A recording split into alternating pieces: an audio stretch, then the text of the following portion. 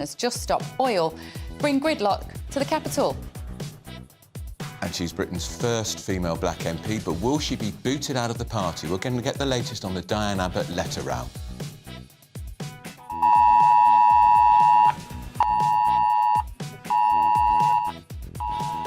And how was it for you? How was the alert? Did you get one? Did you get two? Did it make any sense to you when the message came through? There are a few red faces in Whitehall over the emergency alert this morning. We're going to be talking about that.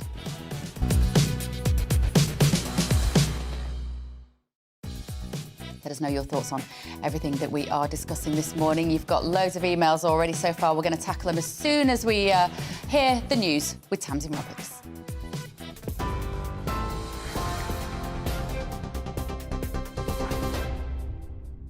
Bev, thank you and good morning from the GB newsroom. It's 1 minute past 10. Diane Abbott has been suspended as a Labour MP pending an investigation after making racist comments. In an article for The Observer, the former Shadow Health Secretary said Jewish, Irish and traveller people experience prejudice but not racism. She's since withdrawn the remarks and apologised. Labour has previously come under fire for anti-Semitic remarks made by former party leader Jeremy Corbyn. But Shadow Chief Secretary to the Treasury, Pat McFadden, told us Sir Keir Starmer is working to enact culture change within the party. It's clear that he's genuine about wanting to turn the page on that. So I think he will make sure that the culture change that's needed happens. That's why the action that was taken yesterday took place, and I'm sure that will underline what he and the Chief Whip do in the future. The next stage of a legal battle over the illegal migration bill will begin today, with the Court of Appeal set to reconsider if it's safe to send asylum seekers to Rwanda. Last year, 2 court judges dismissed a series of legal bids against the government's plan to send asylum seekers to the African country. A charity representing asylum seekers in the United Kingdom and a group of people from Iran, Iraq and Syria are aiming to challenge the judge's decision. Home Secretary Suella Braverman says she needs the crucial power of being able to stop European judges from intervening in the deportation of asylum seekers who arrive in the UK via unauthorised routes. Scotland's First Minister will meet Prime Minister Rishi Sunak later this evening for the first time in person since taking office. Humza Yousaf is expected to discuss the tax rise on Scotch whisky and energy support for the drinks industry. The meeting follows the Scottish Government's announcement to launch a legal challenge over Westminster's block on its controversial gender reforms. The proposals, which would allow people in Scotland to self-identify their sex, were passed by the Scottish Parliament last year. They were blocked by the UK government over their potential impact on UK-wide equality laws. Ministers have held another emergency meeting on the conflict in Sudan as trapped Britons have called for the UK government to come to their aid. It comes just hours after the Foreign Secretary James Cleverly was questioned as to why British diplomats were being prioritised over other Sudan-based UK citizens following an evacuation mission to rescue embassy staff. Hundreds of civilians have died in the violent conflict between the Sudanese army and a rival paramilitary group. James Cleverly says the government is continuing to ensure the safety of British nationals who remain in the country. Chair of the Defence Select Committee, Tobias Elwood, says told GB News the government needs a clear-cut plan to get British nationals out of Sudan. If we don't have a plan put together, a recognition of where and how the expats need to get out, they will start taking things into their own hands, determining that it's too dangerous and try and make their own way to the border. And that, of course, could lead to some very difficult situations. So it is important that we see clarity on how, now that the diplomats are out, how does everybody else get out? Former Strictly Come Dancing judge Len Goodman has died. He was a judge on the show from 2004 to 2016. His agent says 78-year-old Len died peacefully, saying he was a much-loved husband, father and grandfather who will be sorely missed by family, friends and all who knew him. The average house price of a first-time buyer has hit a record high of nearly £225,000. That's according to Rightmove, who also found the rising cost of renting may be encouraging some first-time buyers to make the jump onto the property ladder. That's in spite of higher mortgage rates. Ambulance workers belonging to the SIP2 union are now being balloted for strike action. Employees of the National Ambulance Service are considering walkouts over plans to introduce new pay scales and employment grades. Voting will conclude on May the 4th. 1 in 4 people delay going to an NHS dentist due to rising cost of treatments. That's according to the British Dental Association, which says it's concerned by the recent 8.5% price hike. The BMA also says 34% of those surveyed couldn't get an appointment, whilst 13% thought treatment would be too painful. The price increase will mean the cost of treatments such as a checkup will increase from £23.80 to £25, whilst a filling will cost you £70.70 now. The King's coronation is the second quickest to be staged in more than 200 years, with just 8 months between Charles's accession and his crowning. Only his grandfather, George VI, had a faster route to the coronation, with his ceremony held 5 months after he became monarch. At 74 years of age, Charles is the oldest British monarch to be crowned. This is GB News. More from me shortly. Now, though, it's back to Bev and Andrew.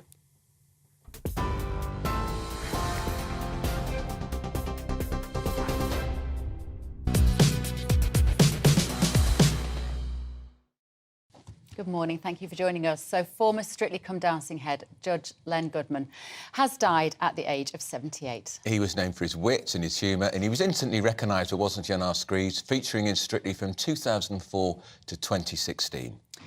In a statement, his agent has said he was a much-loved husband, father and grandfather who will be sorely missed by family, friends and all who knew him. Meanwhile, there's been lots of reaction online. The TV presenter Susanna Reid tweeted, "Oh, this is such a shock and so sad. Len was an absolute legend and the definition of a proper gent. He was a beautiful man with a huge sense of humour who had a mischievous turn of phrase. I'll never forget. All bounce, bum and bongos. My love to his family." Yeah, I remember Susanna reading it. Now, on a more serious note, British diplomats and their families have been rescued from ongoing violence in Sudan. The Prime Minister has confirmed. Violence broke out across the North African country last week when a breakaway military unit began a coup attempt against government forces. France and the United States, they've also evacuated their diplomatic corps, but there are still thousands of people still there, including many Britons. That's right. So joining us for more is the political commentator Benedict Spence. Good morning, Benedict. Great to see you. This is one of those situations that we live our lives in the UK, in Great Britain. We're just sort of going about our business. We don't realise that something pretty spectacularly, dangerous for British people is happening over in North Africa. But apparently the government have known for a while. Do you think they should have warned people to get out sooner? Yes, I think ultimately it should always be the responsibility of the government to let people know in countries like this that this is a difficult situation. Although I would say that Sudan has not been a particularly stable country for some time. It doesn't have a very happy history, and I do think that whenever anybody goes to a country like that, or be it Sudan, be it neighbouring Ethiopia, which itself had a civil war last year, you always do have to go in with your eyes wide open, knowing what kind of a place it is, knowing what kind of people run it, and what kind of people might want to run it. So that's not to say that it's your own fault if you end up caught in a war zone. I'm not saying that, but if you're in Sudan for various reasons that are probably very different to working or living in the UK. As you say, that things happen around the world that are very, very different. And the difficulty is, I suppose, given that the diplomatic staff have been airlifted out, they've been extracted with military assistance, that makes it even harder for people on the ground to get advice, to know what to do. But again, in such an eventuality, people need to recognise the diplomatic staff are always going to be the first people to be airlifted out because they are direct targets, especially if, as is the case in Sudan, not all of the combatants are necessarily friendly or even neutral towards the UK and its government. They moved very quickly, Benedict. Of course, they were rather scarred by the disasters that unfolded with the fall of Kabul. The British government completely underestimated how quickly the Taliban would take the capital. And, of course, the then Foreign Secretary, Dominic Raab, was on holiday and wasn't interrupting his holiday. And I think also the same applied to the most senior civil servant in the Foreign Office. They really got that one badly wrong. They did. There are some differences here. The Taliban, to give them some credit, were rather magnanimous towards the scrambling, fleeing Western diplomats and military forces. They weren't sort of spoiling for a fight, and they made it very clear that actually the threat there came from Daesh. And actually, the Taliban don't particularly like Daesh, and it was as much of an inconvenience to them as it was to Westerners. In Sudan, it's a different story. You do have the the activities, the involvement of the Wagner paramilitary force, Russia's paramilitary force that has been very active across North Africa and the Sahel for some time. They're far less likely to give two hoots about the safety of British diplomats than the Taliban are. They're not running a PR campaign trying to say that they're a responsible government. They're out for blood. They're out for the spoils. And that's ultimately the case when it comes to the two fighting sides. This is no longer a situation where you've got one side rolling into town to try and assume the mantle of a government. You've got two sides slugging it out. And, really, if people get caught up in the crossfire, unless it's one of a very small number of countries, there's not going to be too much concern for their well-being. And, Britain is no longer the sort of country that can send gunboats and divisions to places like Egypt when things run awry there. We're not that country anymore. We need to rely on our allies, on the United States, on France, on Japan, the other countries that are getting involved in airlifting people out of the country. Saudi Arabia was able to do it very effectively, very quickly. But of course, that's because they have strong ties with Sudan and they geographically find it much easier to do so. And that, I'm afraid, is something that people who go abroad, Brits who go abroad to places like this, need to keep in mind. We're not a country that pays ransoms for hostages. We're not a country that can send in the Marines for everybody who gets caught up in a bad situation. That is the reality of the UK these days. Benedict, I don't know. I mean, you're an expert on most topics. I don't know how much of an expert you are on Sudan. But one of the interesting elements of this story that I've heard this morning is the fact that you've got Russia and China both circling to make some sort of capital out of this situation. Do you know much about the potential for that? China has been pursuing a policy of economic colonialism in Africa for some time. As the West has been pulling back, it has seen the opportunities of the rare earths and the resources that are there and the human capital that's there. It operates in a very different way to most other countries. It's not interested in putting troops on the ground. It's not interested in, transporting its population there to live. It is out there for the money, in much the same way that it got involved in Afghanistan. There are no Chinese troops in Afghanistan, but there are lots of business opportunities. Russia does things in a slightly more, if you like, old-fashioned way. There are Russian mercenaries operating across North Africa, and they are training different paramilitary organizations. They are funding them. They are supplying, as the Iranians are, but ultimately also as the United States and France have been doing for some time. What you will often find when it comes to coups in this part of the world is that they are committed by organizations not with the backing of the United States, but that the United States has inadvertently trained and helped to arm. Russia is filling that void now because the United States has stepped back. But this is the game that Western powers have always played in Africa. All right, that's Benedict Spence. Thank you so much for joining us. We're going to move on now to Diane Abbott. Extraordinary, Bev. The letter she wrote to the Observer. She's trying to wiggle out of it. She's effectively been suspended from the Parliamentary Party, but she's still in the Labour Party. Gary Mond is chairman of the National Jurist Association. Gary, I thought after the Equality and Human Rights Commission, which concluded under Jeremy Corbyn's leadership, there was rampant anti-Semitism. Not much was done about it. Lots of people left the Labour Party over it. But Keir Starmer said he'd cleansed the Aegean stable. He clearly hasn't, because of Diane Abbott, who's a very senior party figure. Yeah, it goes far beyond Diane Abbott. She's just one member of Parliament. There are 202 Labour members of Parliament, and I'm unsure as to how many of them hold maybe not exactly the same views as Diane Abbott, but similar views. And it actually can be much worse, because if you look at the opinion polls, which are suggesting that after the next election, Labour might have 450 to 500 MPs. How many of these 250 to 300 extra new Labour MPs can we be certain do not hold Corbynist-type views? So how, What do you make of Abbott's attempt to say it was a draft that she sent to the newspaper by mistake? She didn't, and she's apologised and she's tried to withdraw it, when we know she's very close to Jeremy Corbyn, and there is, on that side of the Labour Party, a history of antagonism towards the Jewish community? My reaction was complete shock. Her apology, or lack of apology, that you can even think such a thing in the first place, is completely beyond me. How Diane Abbott can actually consider saying such thing, consider writing such comments about Jews and racism. Jewish community have suffered racism for hundreds of years. Do you remember that during the Holocaust, if you were Jewish, it was no use trying to convert to becoming a Christian. You were targeted for persecution and extermination in exactly the same way as anybody who was Jewish. The fact you converted to Christianity was irrelevant. It's a racist system. And, of course, in Diane Abbott's own constituency, there are vast numbers of Jews. It's got Stamford Hill. It's got one of the biggest Orthodox communities of Jewish people in the country. And we're hearing every now and again, probably weekly almost, of an anti-Semitic attack in Stamford Hill. Gary, why are these attacks on the increase in the UK? I think that there is essentially, as the years go by, growing amounts of anti-Semitism. And I've actually not used the word anti-Semitism. I call it Jew hatred. I'm glad you do, because a lot of people don't know what anti-Semitism means. I think it's much better to call it Jew hatred. That's what it is. And certainly my organisation uses the expression frequently. Good. Whenever it can.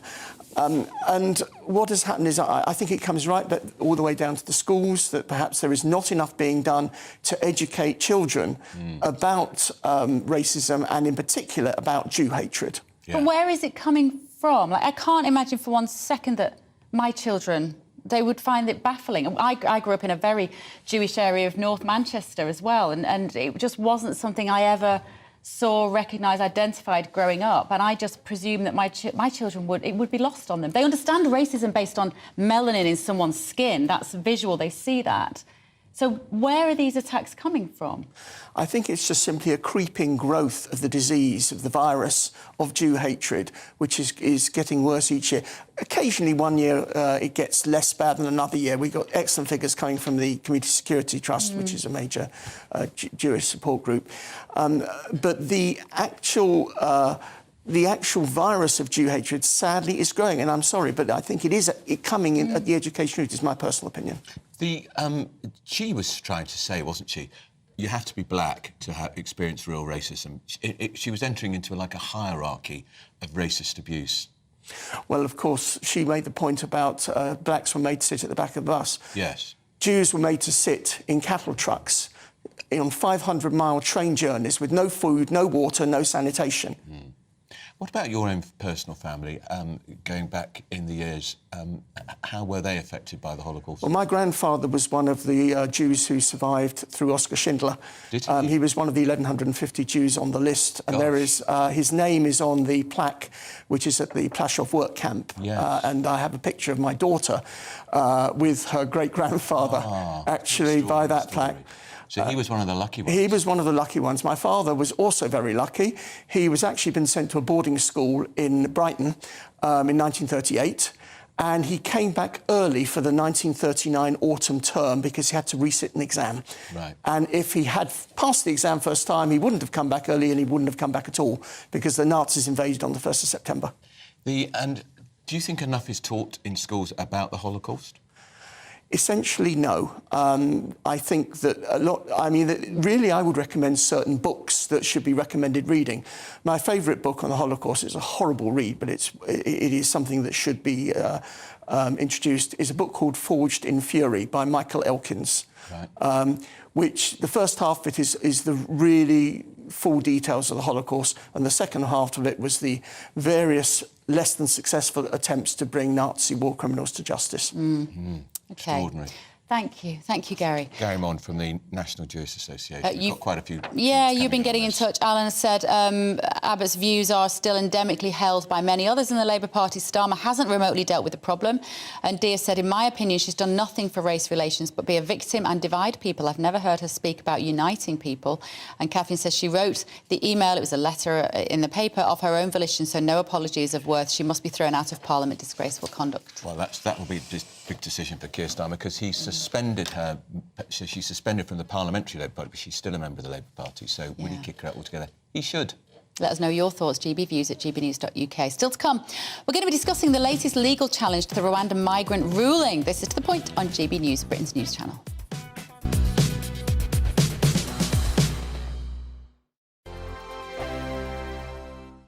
I joined GB News because I was sick and tired of not hearing my views being represented, not just mine, but so many people that I knew and spoke to. I just couldn't get my voice out there. I couldn't say anything, I couldn't do anything. Whatever the narrative was, I kind of had to follow it. GB News is there to provide a voice for those who have been ignored by the establishment media. We think different things, we've got a different style. GB News is here to be optimistic and positive about the future. It's real kind of dynamic and flowing, with the audience very much at the heart of it, like a big family.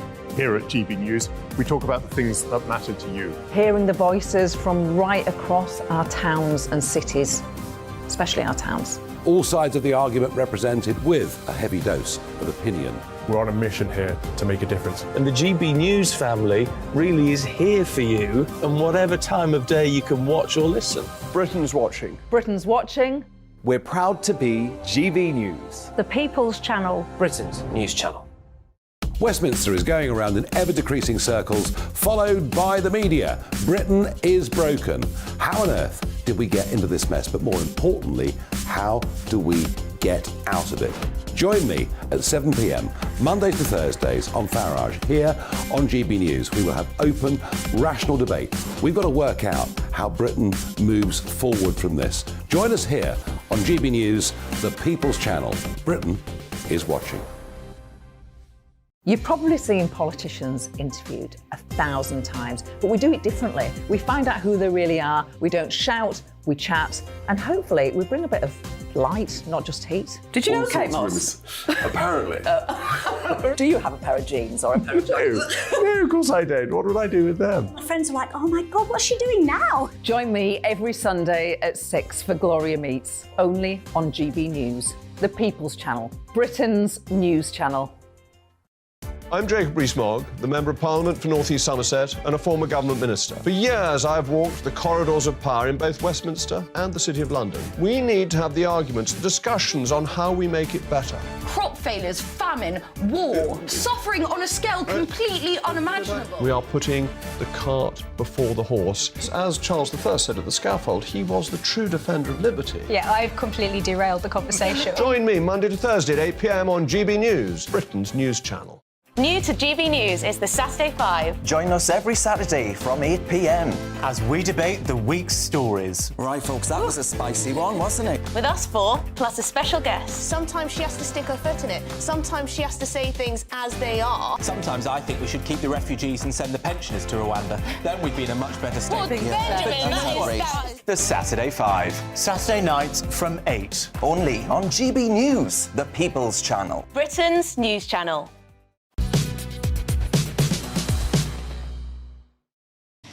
Very good morning. Welcome to The Point with Andrew Pearce and Bev Turner. You've been getting in touch about these warning alerts that went off yesterday. Chris has said... Yeah, poor Andrew. He's feeling very neglected. Very neglected. Nobody cares about me. That's what I conclude. Chris said, I turned my phone and broadband off. I have all alerts switched off anyway, but I didn't want to take any chances. Good for you, Chris. Rebellion. Brian says, our entire family not only switched off emergency alerts on all our phones, we removed the SIM cards, turned them off completely. We refuse to have our privacy invaded by the government in this way. No intrusion whatsoever. Do you know what worries me a bit about this? And we are going to be talking about it probably with our panel as well. The way the media are reporting it this morning on all the other kind of establishment channels is, isn't it awful that some people didn't get their messages? I mean, you feel a bit like that, don't you? Well, I think the whole thing's a waste of time in the first place, but I was just bemused at all this fuss, and I didn't get one. 20 million quid of your money. I mean, my newspaper attacked the whole idea of it on its front page. And I love the Daily Mail for that. What is the point of it? You were the only newspaper who took a position, and I think the headline was, which idiot thought this up? Yeah. Brilliant. Keep your messages coming. Maybe that's why I was punished for not getting... they worked it out. Because they worked out I worked for the Daily Mail. I thought, he doesn't want one anyway. I didn't. And do you know what? My mum just messaged as well. And she said, there are lots of other messages as well, but she made a really good point. Their neighbours across the road, one of them got the message, one of them didn't. She said, so now lots of elderly people are terrified because they now can't trust the system. You've been told this is going to save your life, and now they're frightened again. We just seem to be perpetually terrified, don't we? Right, Extinction Rebellion will finish a 4-day programme of action in central London today, with the group set to deliver a demand to Parliament and MPs with a 5 o'clock deadline. We're going to speak now to the leader of the Climate Party, Ed Gemmell. Ed, hello. Good morning. How friendly are you to these Extinction Rebellion climate stop oil protesters? Gosh, that's a loaded question to start off with, Andrew. Do you embrace them warmly? Because I don't. Well, I think where we are today, and then let's go back to where we were before, I think. Now they're trying to be a lot more collaborative. They've actually just said they're not going to be disruptive. They haven't disrupted the London Marathon. There's been a lot of it in the press about it. They tried to disrupt the Grand National. We'll come on to that in a second. Okay. Actually, it's a very slightly thing. You know, as Mrs Thatcher said, let's start with the facts before we get on to the debate. OK. So, yeah, I mean... Well, what's told you? The climate man, she was a great... She was She was the first and a scientist and the first one to make a big speech to the UN about climate. So absolutely. So the right's been on this for a long time. It's not just on the left, it's everywhere. In terms of where X are at the moment, and we're supporting them on this event specifically because they're not going to be disruptive. If they start disrupting, we won't be there. OK, and there are others there as well. I mean, look, Keep Britain Tidy's there as well. Now, they aren't exactly the most aggressive, disruptive organisation themselves. So if Keep Britain Tidy's there, I think we can say that it's become fairly mainstream at the moment. There are clearly other organisations that want to continue the disruption. And from my perspective, we all have to come to action, but let's do it in the right way. And that's why we formed a political party on this, so that we can have the right form of action and people can get involved in the right way. And when you formed a political party, do you propose standing in elections? Oh, absolutely, yeah. I mean, we formed and we went live on the 5th of September last year, so the same day as Liz Truss took office. Oh. So we've already outlasted... Liz who? Yeah, exactly. We've already outlasted one Prime Minister, absolutely. So, and we came out with the specific intention to take on the main two parties in their 100 most marginal seats. So it's all about going for them in the 100 most marginal seats to press them to bring on the right level of climate action. We will also take on the climate deniers in Parliament. So the announced Net Zero Scrutiny Group, which is a section of Conservative MPs who've taken them out of the mainstream and have gone into more the climate sceptic, climate denial area. Where do you get your money from? Currently, it's all volunteers, as you'd expect, with a party starting. We have a lot of conversations going on at the moment with major, very wealthy philanthropists, some of whom fund other parties and some of whom will never fund certain parties now after some of the things that have happened, but see climate as a very big issue and want to get involved in it. Some may continue to fund other parties as well, because we're a single issue. Ed, right. We are, at the moment, struggling to pay our bills. Now, luckily, the weather's getting a little warmer, so we can probably stop stressing quite so much about our eye-watering gas and electricity bills. But lots of people watching this will feel that this march towards this eco-zealotry, this net zero target that we are obsessed with here, whilst China are building, 2 coal-fired power stations a week and going from strength to strength to strength to strength. It's not worth it, Ed. Bev, come on, we've got to get you off this one. Look, well, the whole world's going there already. So it doesn't matter whether you're a climate denier, climate sceptic, in the middle, it doesn't really matter. No, they're not, because China isn't going. But hang on. China's a huge producer of carbon Back to what Mrs Thatcher said before we start debating. Right. You know, where we're actually going at the moment, we've got 150 countries with net zero targets. It doesn't matter whether it's 2040, 2050, 2060 or 2070. The world is actually going there. And all of us can see that happening at the moment. So we've got two choices. We can either get at the front, lead it, drive it in the direction we want it to be, see the city financing it and making money for it, and us seeing prosperity in the 30s, we can get the bag. Let's get that. there and let the others do it. We can pay the Chinese for our solar panels. I do understand the need to work hard, to use means of generating fuel which are renewable. We don't want to use anything that is finite in life, right? It's just not sensible. If there's something that can be renewed, that's going to be good. But at the moment, the price that we're going to pay in the short term is so huge that maybe this just needs to have a longer time towards working towards these goals, that they're just not realistic, the way it's hitting individuals and businesses and industries in this country. Yeah, I mean, very quick comment right at the beginning is if we actually pulled apart the gas price and the price of renewables, there would be a lot of cheaper energy going into the system. That I agree with. Which is one thing that's happening today. Yeah. I think on a secondary point, if we were taking 2030, let's say, as our carbon zero target, that's 7 years ago. That's 2 sets of reorganisation, the same as we did for our economy during World War II. We can reorganise it and get it working in that time period. But if we don't focus on the issue, we don't ever get there to reorganise it and start everybody... But don't you take more people with you, Ed, if you say, actually, we're not going to make it by 2030, it's going to cost a fortune too. Yeah. Let's perhaps go 2035, 2040. OK, right. Well, I mean, First thing is let's pull forward the target from 2050. Let's get ourselves ahead of the game. I mean, the Germans are already 2045. There's 3 other European countries with 2030, 2035 and 2040. The European Union is talking about 2040, and Antonio Guterres has gone up and said all developed nations should get there in 2040, which means they'll start looking at it. We need to be ahead of the pack. So the first thing is get ahead of the pack. Why do we? Why? The city is crying out for certainty so it can get financing it. If you imagine we got that target in tomorrow, all of our eco-tech businesses, all of our agro-eco-tech businesses, all of the innovative renewables business will be worth 100 times in Britain. Do they employ many people or do they employ a lot of robots? I mean, a lot of people being employed at the moment. Gosh, I have no idea how many robots they employ. I'll have to no, but do you know what I mean? With this march towards these new technologies, with all of these new inventions and all the AI, all I can see is people losing their jobs left, right and centre for this march to save the planet. Well, gosh, bringing AI in there to people losing their jobs on the march to save the planet. I've got a lot of issues overlaid in one, I think, there. I mean, I think I'm totally worried about AI as an individual, I have to say. I mean, I suspect it's inevitable, isn't it, as we move forward in all areas of life.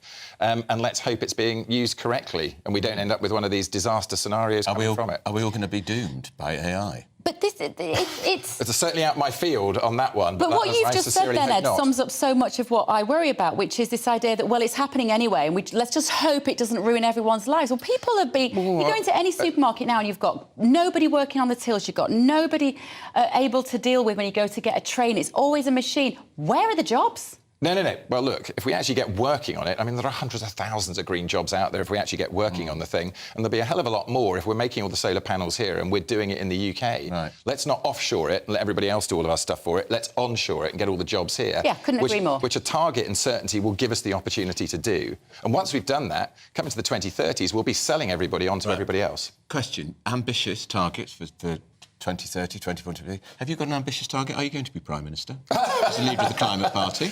You laughed out loud. That's not very encouraging for your supporters. It would be lovely. It would be lovely to think of it. But I mean, our strategy, and it's been said in the press several times, the political strategy, not our politics, a very similar sort of UKIP Brexit party for climate. The political strategy, not the politics. And that's for putting pressure on the major parties right at the ballot box on a singular issue where they've got to get and step up, and we want that. So you're not measuring up for the curtains?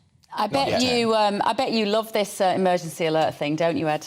Love slightly over the top there, Bev. Loaded question again. What kind of green emergency would the government be able to save me from with my phone beeping? Yeah, look, I think there's a general thing. I think the idea of having a system where we can actually alert people to emergencies is great. Whether it's through the media, whether it's through better organisation of what we're doing with TV or online. I mean, I'm not coming out with the system. I think it's a good idea to try and have a good system. It didn't work for me.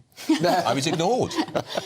It doesn't go off? I hope that wasn't on purpose. No, I got it, yeah. Right. It certainly doesn't work for me, I can tell you that. Right, still to come. Thanks so much, Ed. We're going to be looking at the government's alert again. Did you get one? Do you care? We'll find out after your morning's news with Tamsin Roberts.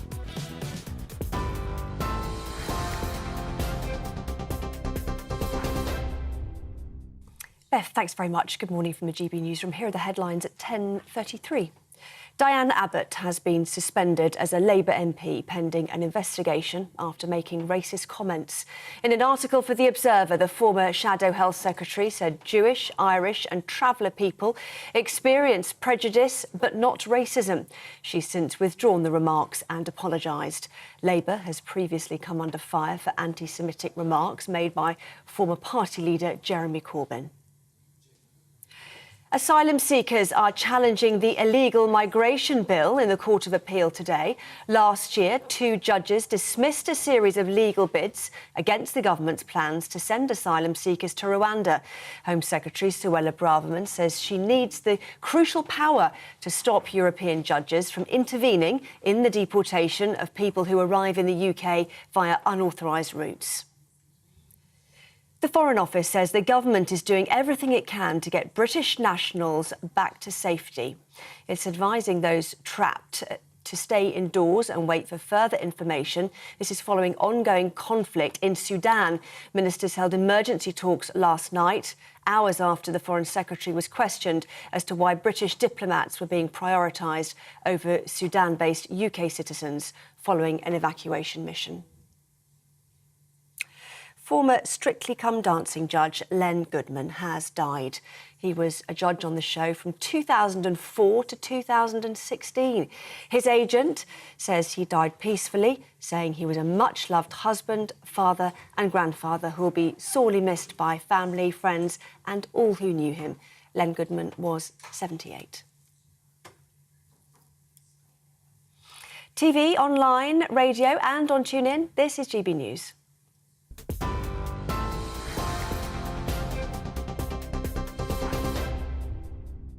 Direct Bullion sponsors the Finance Report on GB News for gold and silver investment.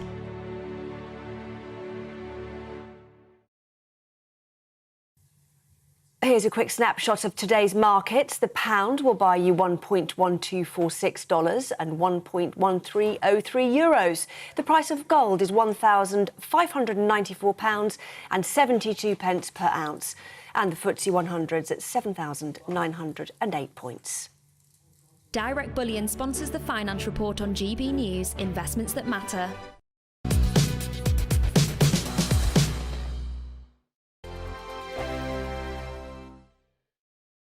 Monday to Thursday nights on GB News. At 6, it's Dubes & Co. 7 o'clock, Farage. At 8, join Jacob Rees-Mogg. And at 9, Dan Wootton Tonight, followed by Headliners. On TV, radio and online. This is GB News. First and foremost, I am a GB News fan, and I was before I was working here. Just love the fact that we're asking the questions that a lot of establishment media won't ask. With a bit of a twist, we not only want to inform you, but we want to keep you entertained. It's worth the drive because you get in and the team's all ready and waiting, they're itching to go, and it's a proper little family. GB News is the People's Channel. It's the audience that makes the programme sing. We're giving our viewers and our listeners a voice. I see the thousands of your letters, tweets, emails, you name it, coming in. Britain is broken. How on earth did we get into this mess? But more importantly, how do we get out of it? The establishment had their chance. Now we're here to represent you. It's time for something different. It's time for GB News. I'm very patriotic. I believe in Britain.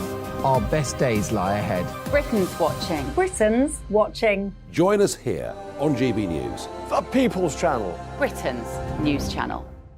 Join me, Patrick Christie's, Monday to Friday, 3 till 6. We tackle the day's news agenda like you've never seen before. It's high tempo, high octane, the most controversial topics and the best guests. You will not be able to take your eyes and ears off it. I'm not afraid to ask the questions that you really want answered. 3 till 6 p.m, Monday to Friday on GB News, the People's Channel, Britain's news channel. GB News has its own late-night paper preview show, Headliners, where comedians take you through the next day's top news stories. You don't have to bother reading the newspaper, we've got it covered for you. Headliners, every night at 11 p.m, and repeated every morning at 5 a.m. We won't send you to sleep like some of the other paper review shows out there. GB News, the People's Channel, Britain's news channel. Join me, Camilla Tominey, on Sunday mornings from 9:30, taking the politicians to task and breaking out of SW1 to see how their decisions are affecting you across the UK. Bursting the Westminster bubble every Sunday morning, only on GB News, the People's Channel. Britain's watching. Hello, I'm Calvin Robinson. Do not miss my Common Sense Crusade Saturdays at 7 p.m. Join me for some in-depth discussions on faith. Is that not the start of the slippery slope? It's very much so. And the big moral questions of the day. I'm baffled. You've got some nerve. Only on GB News, the People's Channel, Britain's news channel. I'm Andrew Doyle. Join me at 7 o'clock every Sunday night for Free Speech Nation, the show where I tackle the week's biggest stories in politics and current affairs with the help of my 2 comedian panellists and a variety of special guests. Free Speech Nation, Sunday nights from 7 on GB News, the People's Channel, Britain's news channel. It's 10:39. This is To The Point on GB News with me, Andrew Pearce and Bev Turner. Well, there's a big story, isn't it, in Sudan. British diplomats and their families have been rescued. The SAS involved, the Prime Minister has confirmed. Violence broke out across the North African country last week when a breakaway military unit began a coup attempt against government forces. France and the United States have also evacuated their diplomatic corps, but thousands of their citizens, along with quite a lot of Brits, remain stranded. Well, joining us all now is the Conservative MP for Gravesham, Adam Holloway, no strangers programme. Morning, Adam. Adam, it's always good to talk to you because you are a former serving army officer. It seems like the SAS pulled off quite a coup in getting those diplomats out so quickly. Well, indeed, but I mean, this is a relatively straightforward thing to do. Can I just stress, I'm no expert on Sudan. I've never been there. I don't know the ground reality right now. I'm not an expert on evacuations, and I don't know what the military's future plans are. But I have to say that last night, when I was reading this triumphal stuff about getting our diplomats out, I kind of thought, well, hang on, what are diplomats for? What is the government for? It's not there to sort of look after itself. It's there to look after our citizens. And so I kind of found it, pretty surprising, actually, that the evacuation of diplomats have been prioritised, albeit that apparently there's some information that diplomatic missions were going to be targeted.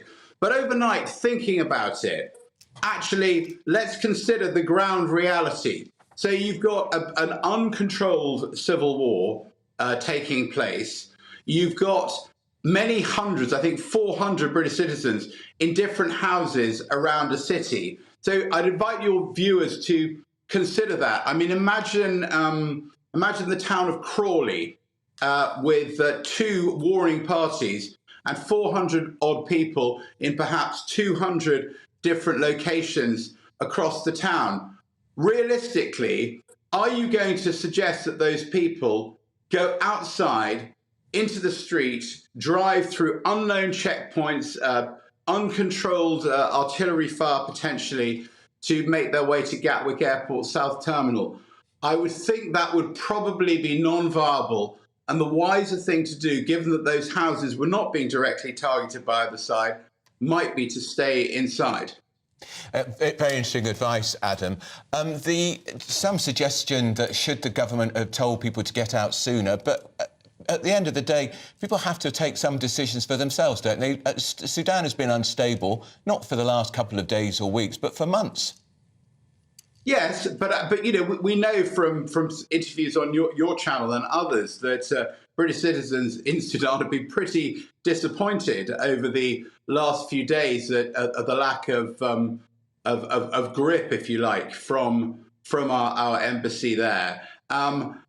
So we know those people are already disappointed. As I say, I don't know the ground reality, but if there is a working airport that multiple countries have used to take their diplomats and indeed in some cases their citizens out, I think perhaps one might consider creating an international safe harbour area or something at that airport that could be controlled by international forces, which people could make their way to as appropriate, and potentially people be ferried to. But as I say, I don't know what the future plans are, but that wouldn't strike me as completely impossible by any means.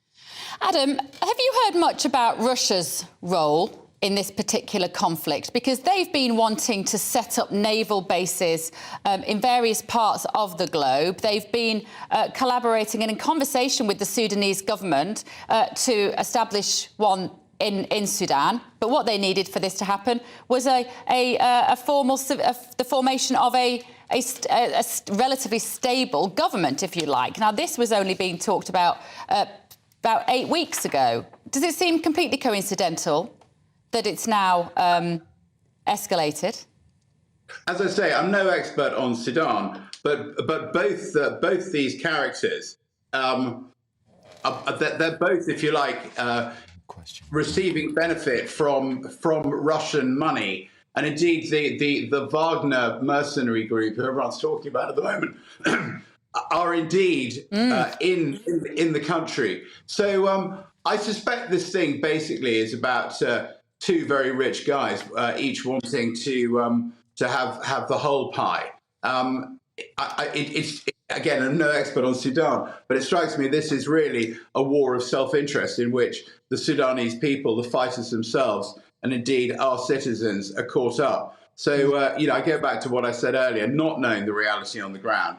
but I can't understand why the international community has had these largely separate efforts to take their citizens and diplomats out, and why we can't produce some sort of safe haven, perhaps that airport slightly to the northwest of the city, from which we've been flying people out, and have some sort of air bridge there. But again, it would be very, very difficult to run a sort of taxi service to go and collect, thousands of foreign citizens from within a city that's under fire, when probably the safest thing to do, and I know we heard this on 9/11, but probably the safest thing to do at the moment is to take shelter in place for the time being. But as I say, I don't know what the government's future plans are. We've got RAF Akatiri, just a relatively short flight away, and we've got the resources. So I'd go for an international safe haven right now. All right, Adam, if I could ask you just very briefly, what's your view on Diane Abbott? She's been suspended from the Labour Party over pretty offensive remarks she made in a letter to The Observer. If Keir Starmer's serious about ridding the party of anti-Semitism, shouldn't he boot her out completely? I've mixed feelings on this. I mean, I'm on the Home Affairs Select Committee with Diane Abbott, and I always had a very sort of low opinion of her from what I've seen and read of her on the TV. But actually, now that I know her a little bit personally, I've kind of slightly reviewed that, actually. But in terms of her comments, I mean, absolutely. If what the Nazis did in World War II wasn't racism, then I don't know what it is. But I'm just very worried about the way that we no longer seem to have freedom of speech in this country. I mean, I thought we were supposed to sort of, totally disagree with people, but want to die for their right to say things. So, obviously, I think it is definitely a racist comment to say that. I imagine it's deeply offensive to many Jewish people. But, where's freedom of speech gone in this country, where people can't say what they think or can't even make a mistake saying what they think? Very worrying. All right, Adam, that's Adam Holloway. Thanks for joining us. He's a Conservative MP for Gravesham, and, of course, he is a former serving army officer. In the studio with us now to go through the papers. It's fabulous, Sarah. He is really good. He really is good. Prime Minister? Well, he's good, and I say he served in Afghanistan and Iraq. He knows his stuff. He really does. Sarah. Yeah, he is very sensible. Yeah, really good. We just asked you about Diana before we get into the papers. Well, I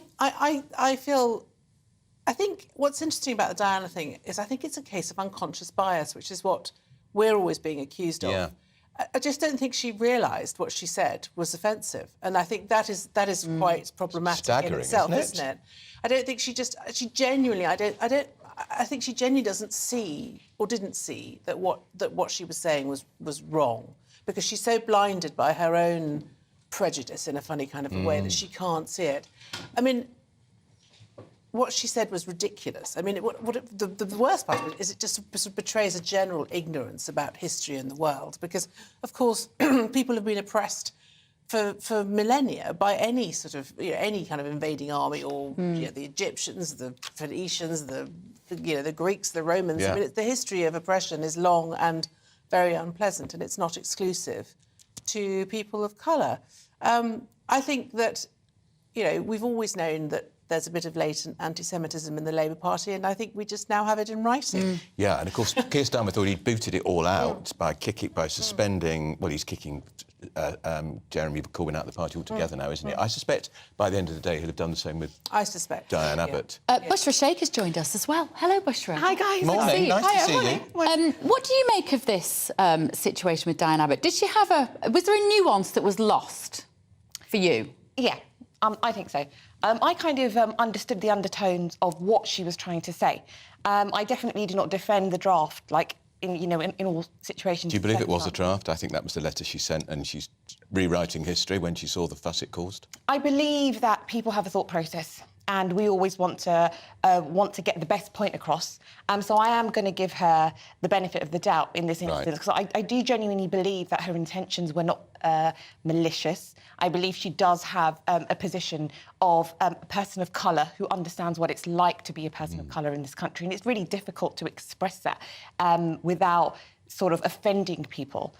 So I do believe on this instance, because what's interesting for me is when that happened, we all started talking about anti-Semitism. We also didn't look at the fact that this was about the Roma community, it was about the Irish community. It wasn't just exclusive to just people that were Jewish. So it's important that when we do branch this, we do mention But I think that people focused on the anti-Semitism because it had been such a problem for the Labour Party. There'd been the Equalities and Human Rights Commission's seminal report, pages and pages. It led to people like Luciana Berger leaving the Labour Party, John Mann leaving the Labour Party because of anti-Semitism. Her letter was a response to an article which was trying to make a very nuanced argument, a kind of very grown-up, complex, nuanced argument about racism, saying it's much more straightforward than just black and white. I think that was actually the headline.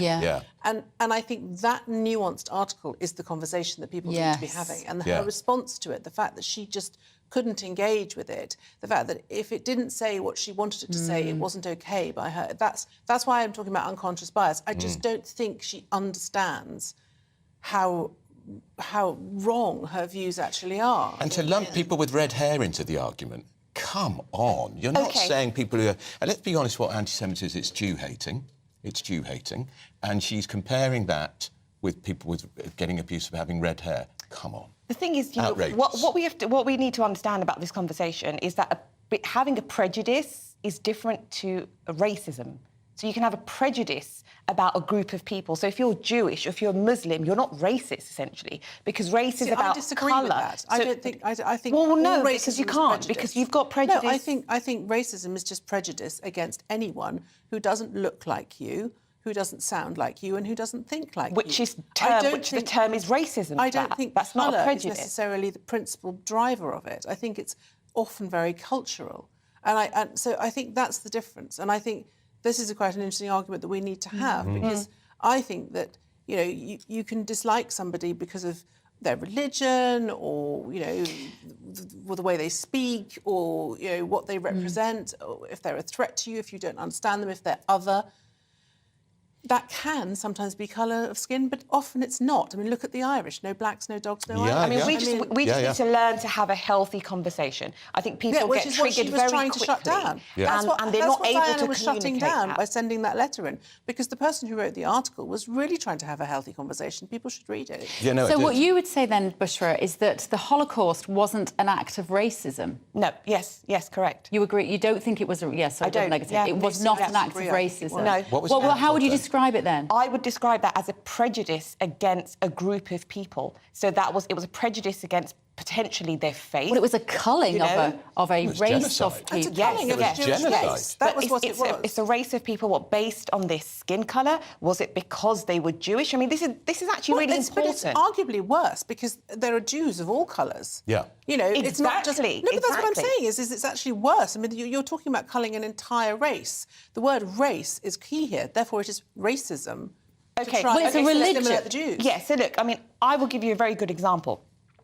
When I have conversations with people that are converts to Islam, for example, that are not from, let's say, a South Asian background predominantly, or an Arab background, and they may be white and they may be black, they have an individual type of prejudice and racism because they fall into different categories. So not only do they have a prejudice potentially from people because of their religion, they also have racism attached because perhaps they may be Muslim, black people. So there are two different elements playing in here, you know. So this again is a very interesting and a wider conversation. And with Diane Abbott, I genuinely believe what she was trying to say is that there is, let's say, an extremity of prejudice and racism attached to people that fit into more boxes. So you potentially, if you're a Jewish black person, you will face more than you would as a Jewish white or a fair-skinned person. I didn't say that, but no, it wasn't. And don't you think she's trying, Sarah, Diane Abbott, to monopolise it? The racism, the worst sort of racism, happens to people like her of colour. Now, we know she's been subjected to a lot of racism, probably more than any other MP, but she seems to be trying to own it. And people who are white who have race abuse, it's not as serious.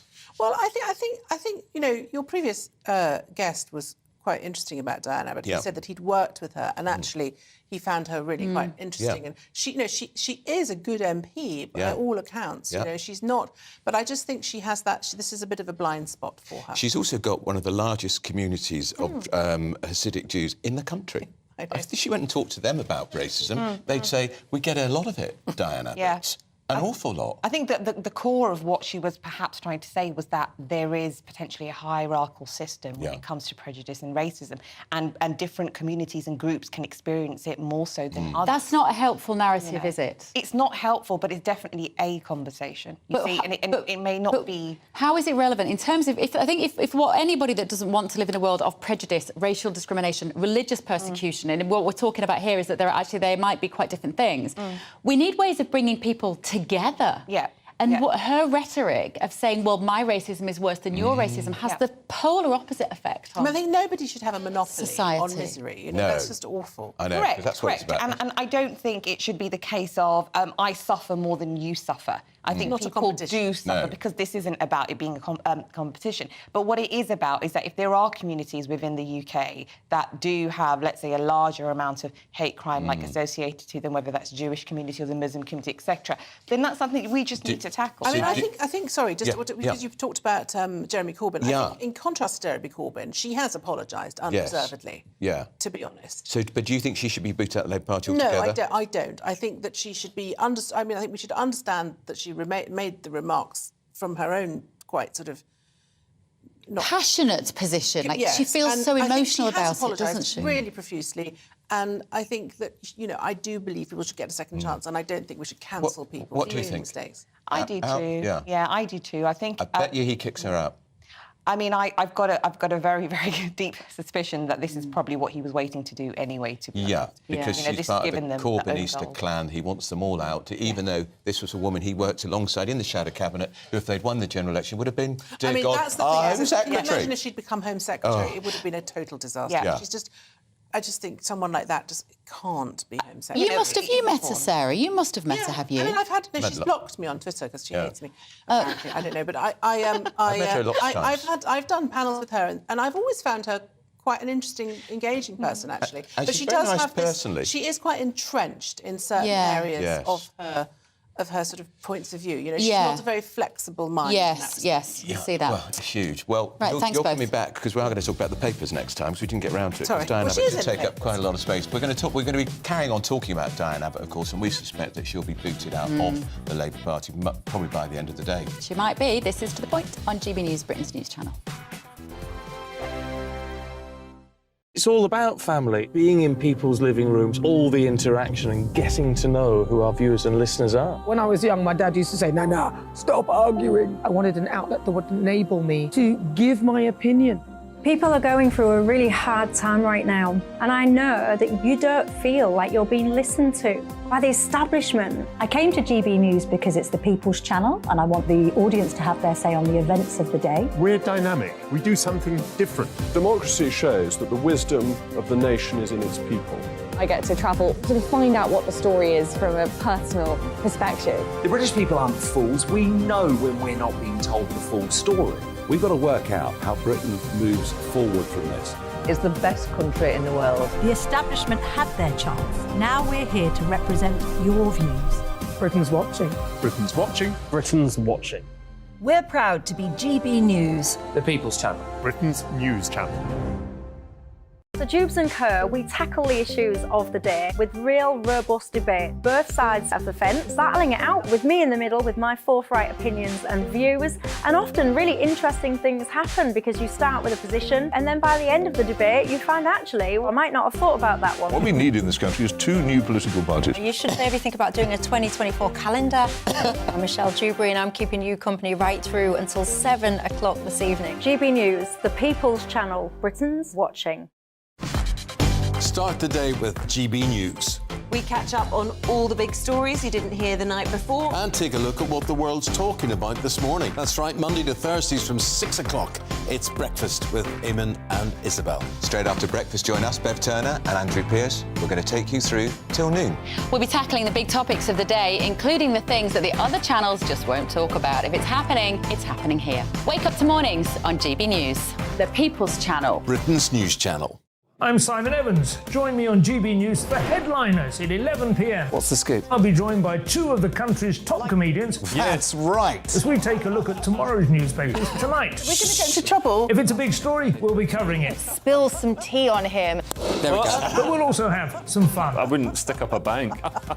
My father didn't love me. So anyway. Headliners every night from 11 on GB News, the People's Channel, Britain's news channel. Saturday nights on GB News. From 6 p.m, I'll give you my unique take on the world today. Then at 7, it's me, Calvin Robinson, with my Common Sense Crusade. New to GB News is the Saturday 5. 5 times the opinion. Join us every Saturday from 8 p.m. as we debate the week's stories. With us 4, plus a special guest. And at 9, of course, it's Mark Dolan Tonight. Saturday nights on GB News, the People's Channel, Britain's news channel.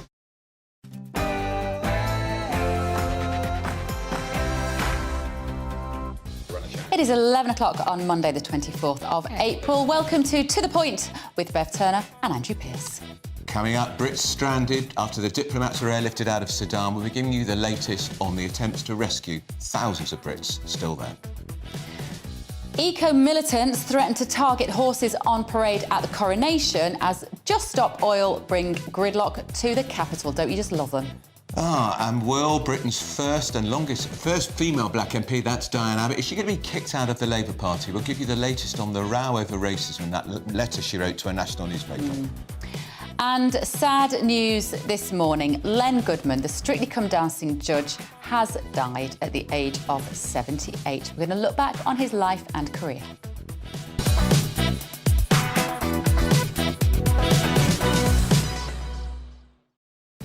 We'll also have Sarah Vine and Bushra Sheikh back in the studio to debate some big stories of the day. Let us know your thoughts. gbviews@gbnews.uk is the email address, as always. But first of all, here is your news with Tamsin Roberts.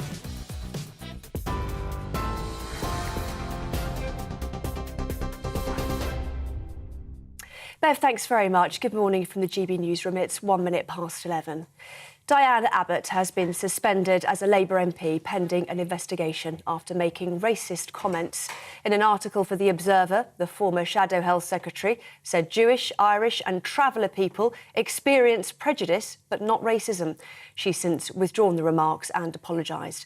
Labour has previously come under fire for anti-Semitic remarks made by former party leader Jeremy Corbyn. Asylum seekers are challenging the illegal migration bill in the Court of Appeal today. Last year, 2 judges dismissed a series of legal bids against the government's plans to send asylum seekers to Rwanda.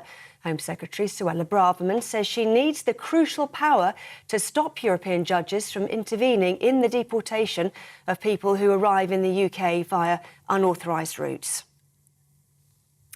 Scotland's First Minister will meet the Prime Minister for the first time in person since taking office.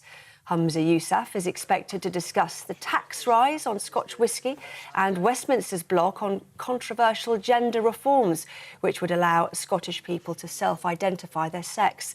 The reforms were blocked by the UK government over their potential impact on UK-wide equality laws. The Foreign Office says the government is doing everything it can to get British nationals in Sudan to safety. It's advising those trapped to stay indoors and wait for further information amid the ongoing violence in the country between 2 opposing forces. Ministers held emergency talks last night, hours after the Foreign Secretary was questioned as to why British diplomats were being prioritised over Sudan-based UK citizens following an evacuation mission. If we don't have a plan put together, a recognition of where and how the expats need to get out, they will start taking things into their own hands, determining that it's too dangerous and try and make their own way to the border. And that, of course, could lead to some very difficult situations. So it is important that we see clarity on how, now that the diplomats are out, how does everybody else get out? The average house price of a first-time buyer has hit a record high of nearly £225,000. That's according to Rightmove, who also found that the rising cost of renting may be encouraging some first-time buyers to make that jump onto the property ladder, despite higher mortgage rates. Ambulance workers belonging to the SIP2 union are now being balloted for strike action. Employees of the National Ambulance Service are considering walkouts over plans to introduce new pay scales and employment grades.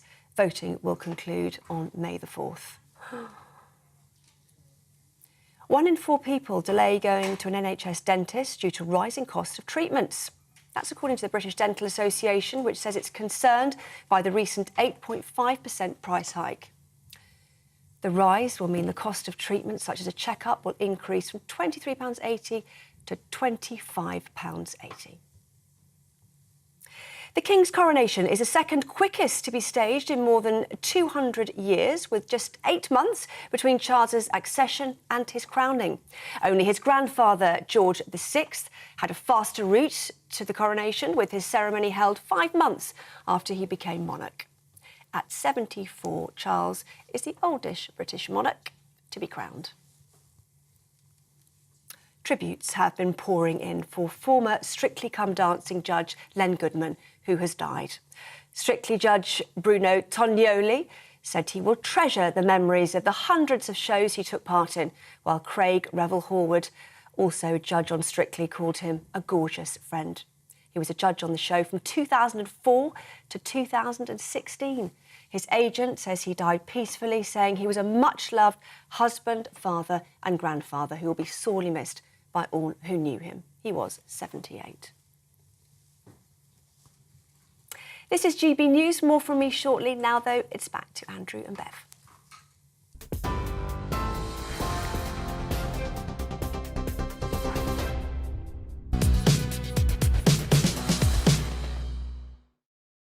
Good morning. Thank you for joining us. Now, British diplomats and their families have been rescued from ongoing violence in Sudan, the Prime Minister has confirmed. France and the United States, they've evacuated their diplomatic corps, but thousands of their citizens and British citizens are still stranded in Khartoum.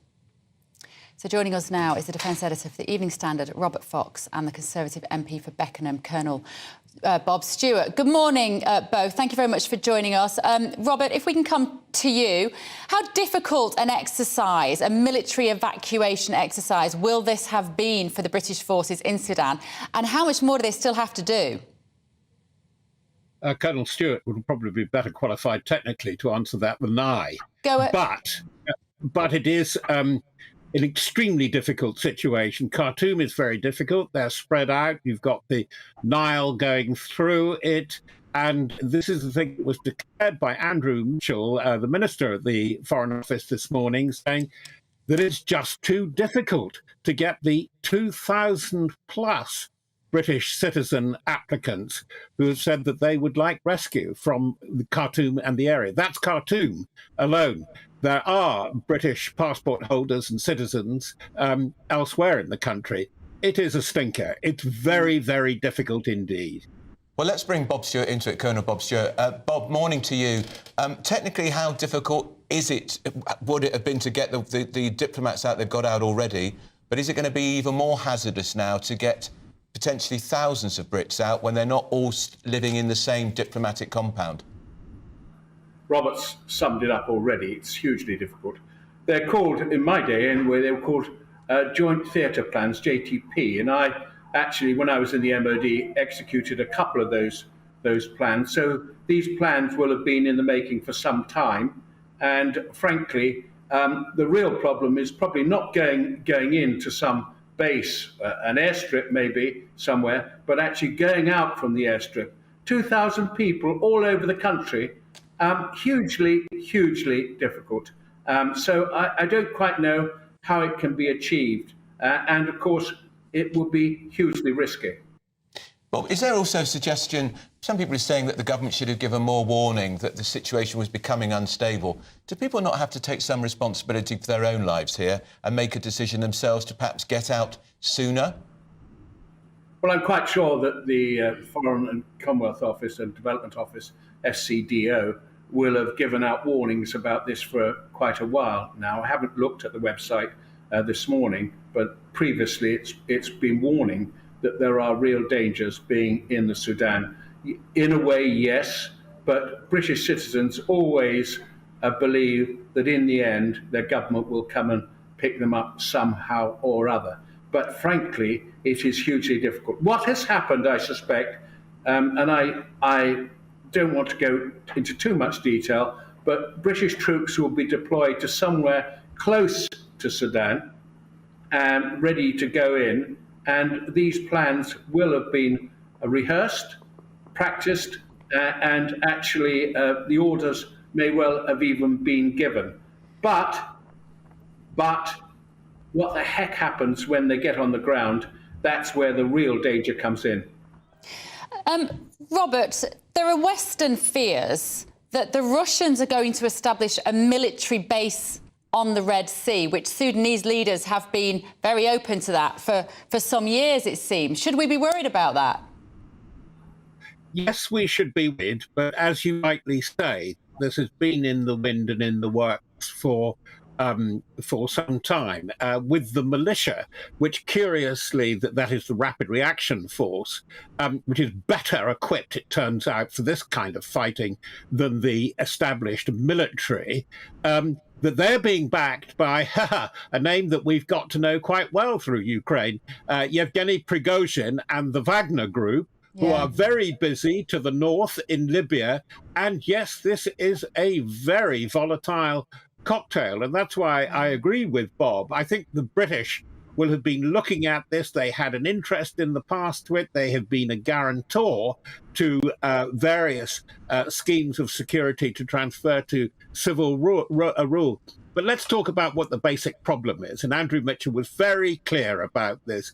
They don't want to advise citizens to go out of their houses while there is such a sporadic but very heavy outbreaks of street fighting in Khartoum. The French legation, when it was trying to get out of its compound with a road convoy, they were driven back by gunfire aimed at them. Bob, tell us about Sudan. Why is it so strategically interesting for Russia to set its sights on? Well, fundamentally, it's got, Robert's mentioned it and you've mentioned it, a port on the Red Sea. I mean, the Russians are very, very interested in actually securing a port on the Red Sea. And that is what they want, and they want it secure. I mean, they've already worked very hard in Syria and they've got a base there. So that's the sort of thing they want. But the strategic importance of Sudan, more generally, is it's always been a powder keg, actually. From my earliest times as a military officer, I remember that, and going to Khartoum was always considered to be a very dangerous posting anyway. And my own wife actually operated in South Sudan for the International Committee of the Red Cross. I mean, as I recall, she seemed to have to spend every night in a slit trench when she was in an International Committee of the Red Cross base. I mean, huge. I mean, she tells me it was utterly lawless and things haven't changed. Yeah, amazing, amazing. Thank you, gentlemen. Fascinating insight there. Defence Editor for the Evening Standard, Robert Fox, and Conservative MP for Beckenham, Colonel Bob Stewart. Really interesting, isn't it? Isn't it? And the more you realise, you look at it and you think this Russia flexing its muscles. They're not just content with Ukraine. Now they want Sudan and they want the port and the Red Sea for strategic reasons. As Bob Stewart said, they've got one in Syria. That's where they've got huge influence. Really interesting. And I suspect those Brits will be there for quite a long time to come. Right, moving on, the government's plan to deport illegal migrants to Rwanda faces its biggest test so far as the Court of Appeal prepares to hear legal arguments against the policy. Of course, this is the cornerstone of Rishi Sunak's 5 pledges. He says he's going to stop the small boats. He says, effectively, anyone who crosses the channel in small boats will be regarded as a legal migrant and be sent to Rwanda. So let's cross live now to our Home and Security Editor, Mark White, who's been following this story and is at the Royal Courts of Justice for us now. Good morning, Mark. You're at the Royal Courts of Justice. Why is that? What happens next? Well, this case has now begun a big and important week for the UK government. Really impossible to overstress how important this, according to Rishi Sunak and the Home Secretary Suella Braverman, is a vital component to the government's plans to try to get a grip with the small boats crisis and stop these people coming across the English Channel in these inflatable dinghies. And we had close to 46,000 last year. The government, through their lawyers, are already saying that this year they're preparing for 56,000. A lot will depend, of course, on the weather, but if we get a really good, flat, calm summer, then actually it could be more than 56,000. So part of the disincentive to break the people smugglers model is this plan to send asylum seekers to Rwanda for processing. It would be a one-way ticket. If they're accepted for asylum in that country, then they would be housed and settled in Rwanda. They wouldn't be allowed to return to the UK. Now, this appeal here at the Court of Appeal is being heard by three of the most senior judges in the land, including the Lord Chief Justice.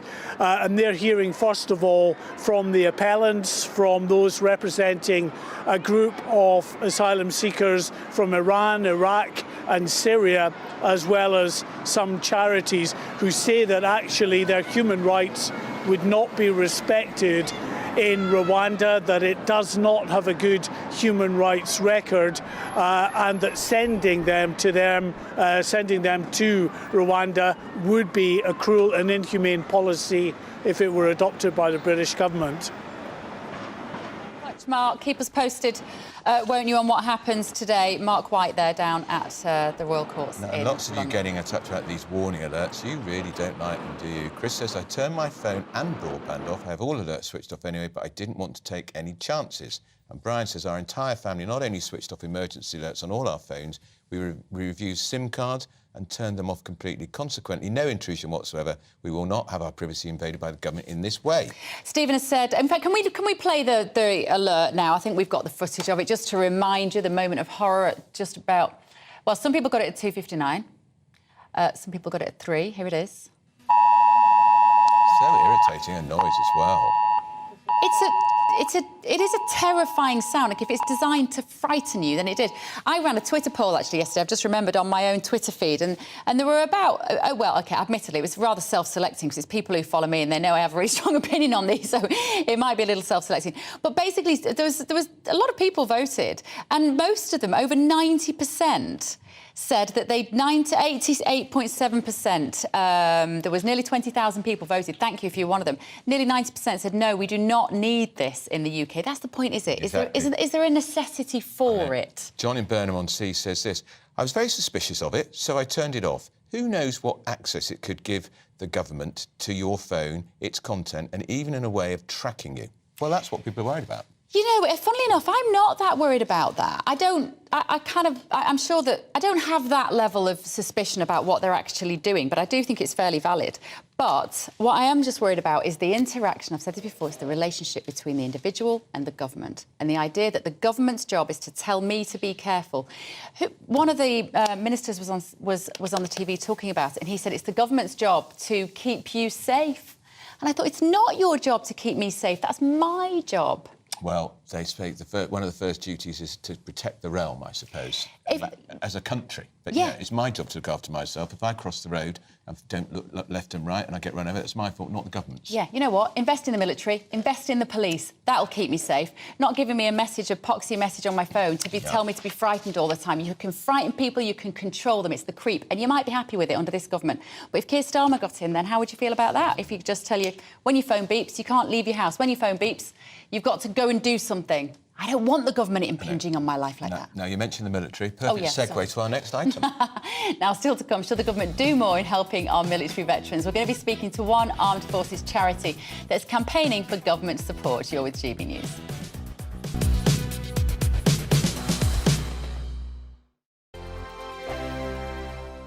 I joined GB News because I was sick and tired of not hearing my views being represented, not just mine, but so many people that I knew and spoke to. I just couldn't get my voice out there. I couldn't say anything, I couldn't do anything. Whatever the narrative was, I kind of had to follow it. GB News is there to provide a voice for those who have been ignored by the establishment media. We think different things, we've got a different style. GB News is here to be optimistic and positive about the future. It's real kind of dynamic and flowing, with the audience very much at the heart of it, like a big family.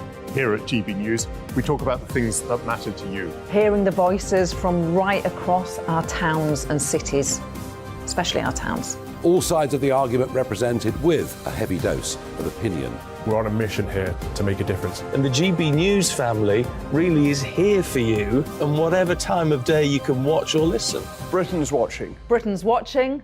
We're proud to be GB News. The People's Channel. Britain's news channel. Westminster is going around in ever-decreasing circles, followed by the media. Britain is broken. How on earth did we get into this mess? But more importantly, how do we get out of it? Join me at 7 p.m, Mondays to Thursdays on Farage, here on GB News. We will have open, rational debate. We've got to work out how Britain moves forward from this. Join us here on GB News, the People's Channel. Britain is watching. You've probably seen politicians interviewed 1,000 times, but we do it differently. We find out who they really are, we don't shout, we chat, and hopefully we bring a bit of light, not just heat. Did you know Kate Moss? Apparently. Do you have a pair of jeans or a pair of jeans? No, of course I don't. What would I do with them? My friends are like, oh my God, what's she doing now? Join me every Sunday at 6 for Gloria Meets, only on GB News, the People's Channel, Britain's news channel. I'm Jacob Rees-Mogg, the Member of Parliament for North East Somerset and a former government minister. For years, I've walked the corridors of power in both Westminster and the City of London. We need to have the arguments, the discussions on how we make it better. Crop failures, famine, war, suffering on a scale completely unimaginable. We are putting the cart before the horse. As Charles I said at the scaffold, he was the true defender of liberty. Yeah, I've completely derailed the conversation. Join me Monday to Thursday at 8 p.m. on GB News, Britain's news channel. New to GB News is the Saturday 5. Join us every Saturday from 8 p.m. as we debate the week's stories. Right, folks, that was a spicy one, wasn't it? With us four, plus a special guest. Sometimes she has to stick her foot in it. Sometimes she has to say things as they are. Sometimes I think we should keep the refugees and send the pensioners to Rwanda. Then we'd be in a much better state. Well, Benjamin, The Saturday 5. Saturday nights from 8. Only on GB News, the People's Channel. Britain's news channel.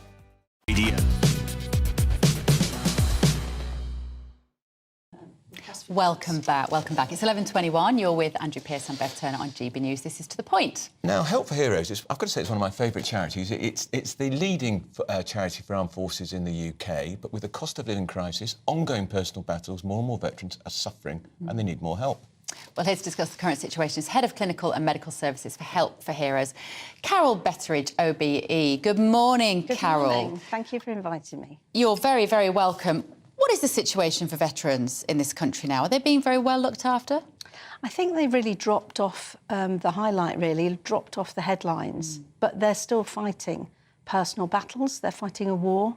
Lots of them have had psychological and physical injuries, pain, discomfort, sleeplessness, and they become isolated and lonely. And then if you put the cost of living on top of that, it really compounds their suffering. And of course, I think for some of these men and women, we shouldn't forget a lot of service women, Absolutely. when they come out of the military, which is like a big family, so it's a self-help protection organisation, and then they're on their own, and they may add to that, they've got post-traumatic stress, they may have lost a limb. Life is tough. It's really tough, and that's what they miss. They miss that camaraderie, which we provide, as well as helping them with counselling for their mental illnesses and also their physical illnesses, helping them find the right care and the right support, because we want everybody in the armed forces community to live well when they leave.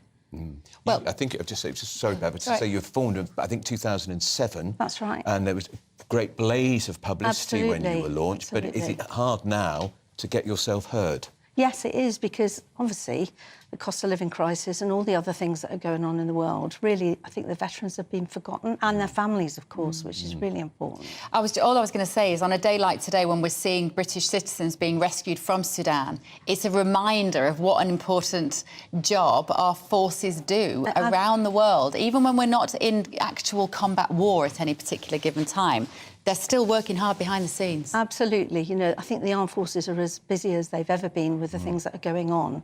And we see that nearly 4 personnel a day leave the armed forces because of a medical discharge, because of injury or illness. So we have to support them as well. We've seen an increase in requests for our support across the years. At the same time, why you're here, Cara, is because the money isn't coming in the way it used to. That's Not right. as much. I mean, through 2014, our income has dropped by 50%, and yet the request for support has increased.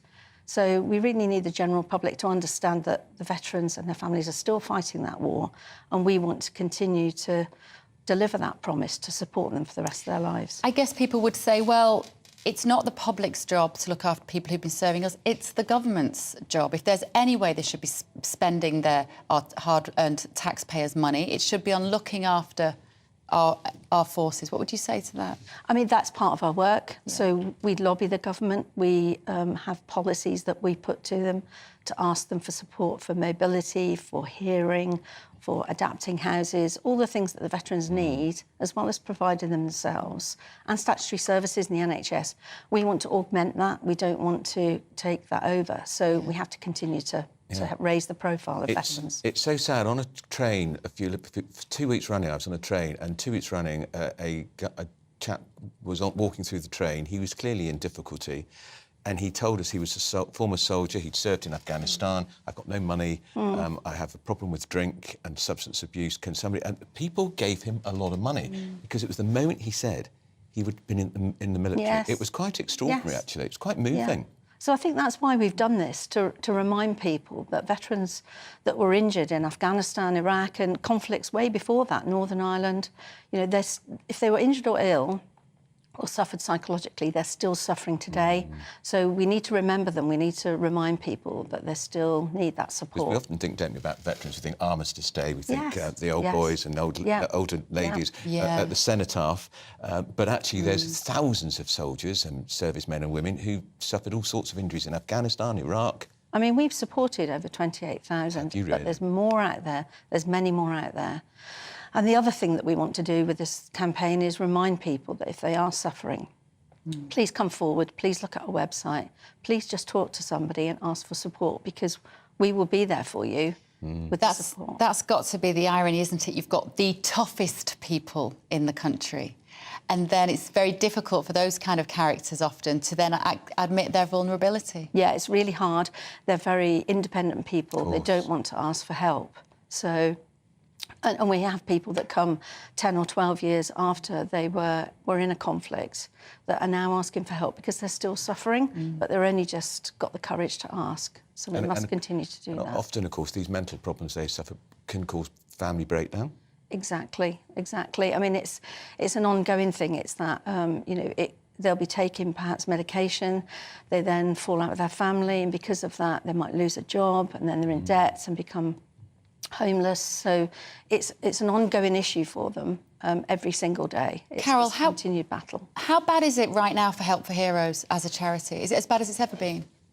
Yes, I think it is, because, as I said, you know, the income has dropped because people are not seeing, gladly, not seeing casualties coming back from a war zone. So, you know, veterans and their families are not in their mind's eye. There's so much else going on.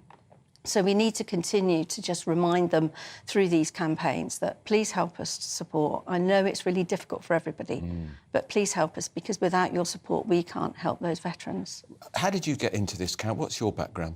So I was in the Navy as a nursing officer for 26 years. Were you really? And I was the CEO of the hospital in Bastion in Afghanistan. Right. So I treated a lot of the casualties that came through. You must have seen some desperate things. Yeah, I just wanted to make sure that when those people left the armed forces, they still got some support. It's unfinished business for me. Yeah, and of course we talk about the number of people who died in Afghanistan, but the number of young men and women who came back with life-changing injuries. And that's it, it's life-changing, and that's life-changing for forever. Yeah. They don't get better. So we need to just help them as best we can to live well by counselling, by help with their physical injuries, by helping them to re-engage with their community so they're not so isolated. And that means that then they can, as I say, live life. And we've got a Veterans Minister now, of course. Yes, Johnny... we have. Yes, Johnny Mercer. Johnny Mercer. Yeah. Has that made a difference? Yes, I think he's helping us highlight the issues that veterans have. He's ex-military. He is, background. yeah. So he will help us highlight those issues and hopefully, as we've talked about, the policy of making things more available, like the Mobility Fund for Veterans, and that needs to go in the right places. Are you guys struggling, as a lot of charities are, with the fact that people don't have cash anymore? So when you're out with a bucket... I do. Well, yeah, you do. And your checkbook. You take a And my check. checkbook. Is that sometimes at events when you would have charity workers with a bucket, nobody, everyone's not got any money. I imagine direct debits are the things that you guys rely on. We've mostly got cards machines now. Oh, have you? Oh, good for you. Yeah, we've got smart on that. So we make sure that people are able to give however they can. Yeah. But it's not just the money, it's also volunteering. So helping us in the community. What sort of things do you want people to do as volunteers? So things like we've got a Tesco collection on the 28th of June. So, we want to make sure that people volunteer for that and come out and support veterans in their community. And actually, it's not the 28th, it's the 18th. But Right. Yeah, so volunteer. We're setting up things like coffee mornings and other events where you can come along and just volunteer, chat to a veteran, get to know them and encourage them to be part of the community. So look at your website, Help for Heroes website, where all the information will be. And what is the website? Just remind us. www. helpforheroes.org.uk. Right. And there's also a new address for the Veterans War. You can find it on there. Brilliant. Right. But both asking for support from the general public, asking for support for veterans, but also, importantly, asking the veterans to Do you know, come I just had a thought, that if our great Queen was still with us, she'd be lapping up every word of this, because, of course, she was a huge supporter of military charities, wasn't she? She was. And we thank all of our service people We for do. looking after us and keeping us safe. They're good at that. And we thank people like Carol OBE. for looking after them, for doing their job. That's Help Thank for you. Heroes. So they need your support, they need your money, they also need you to volunteer. Right, So please do. Still to come, the government rescued diplomats and embassy staff in a daring mission to Sudan. But what is the plan for everyone else? We'll find out after your morning's news with Tamsin Roberts.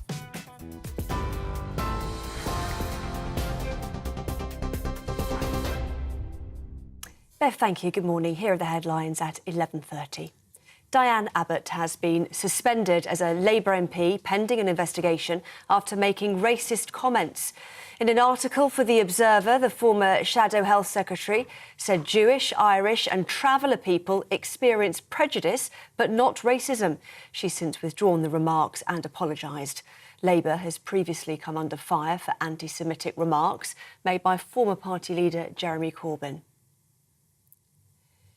Asylum seekers are challenging the illegal migration bill in the Court of Appeal today. Last year, 2 judges dismissed a series of legal bids against the government's plans to send asylum seekers to Rwanda. Home Secretary Suella Braverman says she needs the crucial power to stop European judges from intervening in the deportation of people who arrive in the UK via unauthorised routes. The Foreign Office says the government is doing everything it can to get British nationals out of Sudan and to safety. It's advising those trapped to stay indoors and wait for further information amid a violent conflict between the Sudanese army and a powerful paramilitary group. Ministers held emergency talks last night, hours after the Foreign Secretary was questioned as to why British diplomats were being prioritised over Sudan-based UK citizens following an evacuation mission. Tributes have been pouring in for former Strictly Come Dancing judge Len Goodman, who has died. Strictly Judge Bruno Tognoli said he will treasure the memories of the hundreds of shows he took part in, while Craig Revel-Horwood called him a gorgeous friend. He was a judge on the show from 2004 to 2016. TV, online, DAB digital and tune in. This is GB News.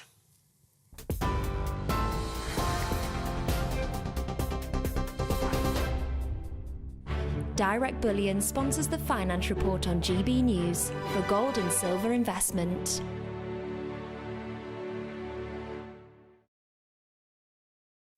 Here's a quick snapshot of today's markets. The pound will buy you $1.2437 and €1.1296 euros. The price of gold is £1,595 and 30 pence per ounce. And the FTSE 100's at 7,909 points. Direct Bullion sponsors the Finance Report on GB News for physical investment.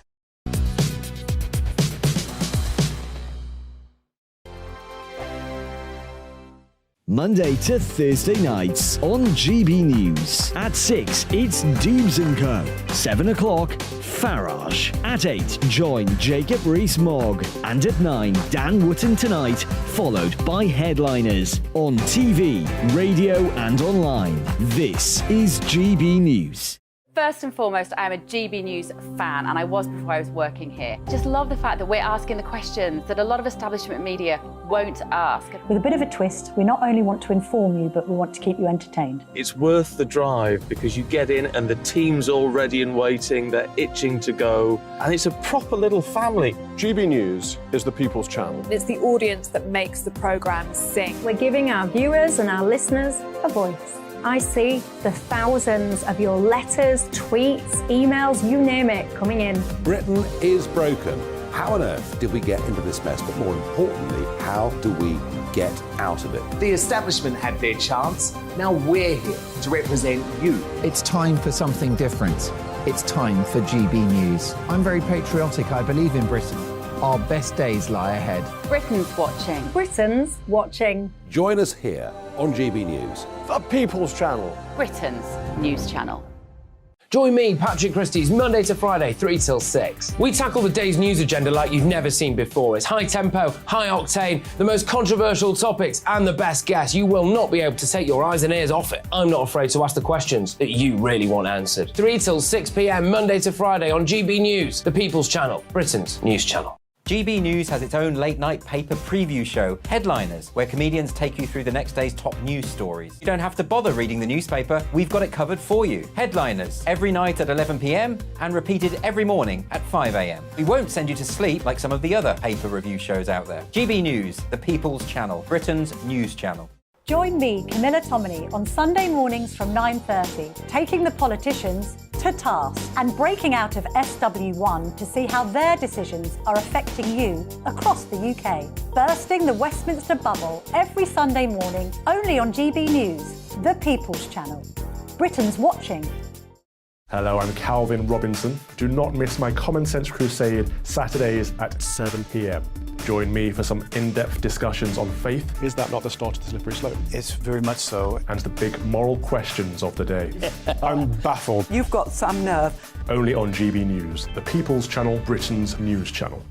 I'm Andrew Doyle. Join me at 7 o'clock every Sunday night for Free Speech Nation, the show where I tackle the week's biggest stories in politics and current affairs with the help of my 2 comedian panellists and a variety of special guests. Free Speech Nation, Sunday nights from 7 on GB News, the People's Channel, Britain's news channel.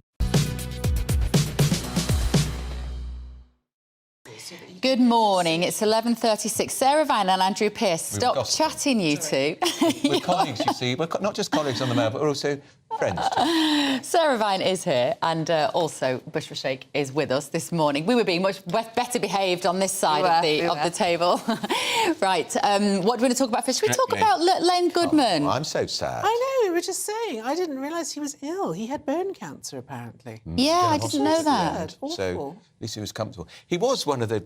He was a great part of Strictly, wasn't he? Seven, yeah. Exactly. Are you a Strictly fan? I am, actually. Oh, yeah. I liked Strictly, and then when he left, I sort of stopped liking it because he was just so busy. He was the end of that but first also, he was such an generation. old-fashioned gent. Yeah. And for me, that played really well with the whole premise of Strictly, which is ballroom dancing, which is something quite formal and old-fashioned, and I like that about him. Do you think they got rid of him because they thought he was too old?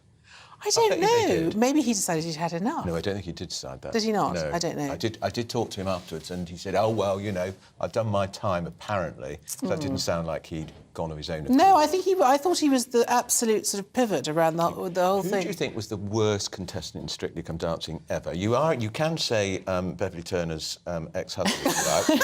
only survived 1 week, apparently. I think the best one was Ed Balls. Ed Balls, yeah, he was pretty, Balls, yeah. he was just fabulous. Yeah. Completely transformed his entire identity. It did. It really did. He went from being this rather sort of whole country boring Labour politician, to being this sort of fantastic showbiz guy. I mean, it was hilarious. I mean, I went to see my good friend Anne Widdecombe in it, and she didn't dance at all. No. I mean, she just followed. She just sort of steps. sailed around the dance like as stately as a galleon. Yeah, exactly. And John Sargent, remember him, the former ITM political editor, John Sargent, dragging that poor woman across the floor. I went to see Matt Dawson, the rugby player, was a mate of mine at the time, and I went to watch Matt in the studio. But I have to say, I'm quite glad I wasn't still married to James Cretnell when he did it, because the curse of Strictly is sort of renowned, isn't it? Well, my ex-husband is desperate to do Strictly. Oh, I bet he is. What do you? We've seen endless videos of him dancing. Michael Gove, of course. And I've written endlessly, Sarah, about how badly he dances. Would you like him to do it? I'd love him to do it.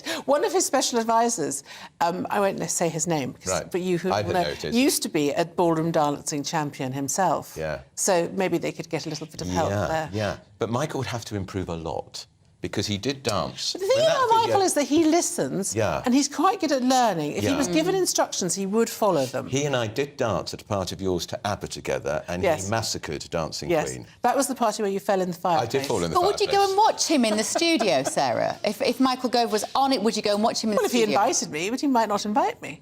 Yeah, but he'd invite his children, wouldn't he?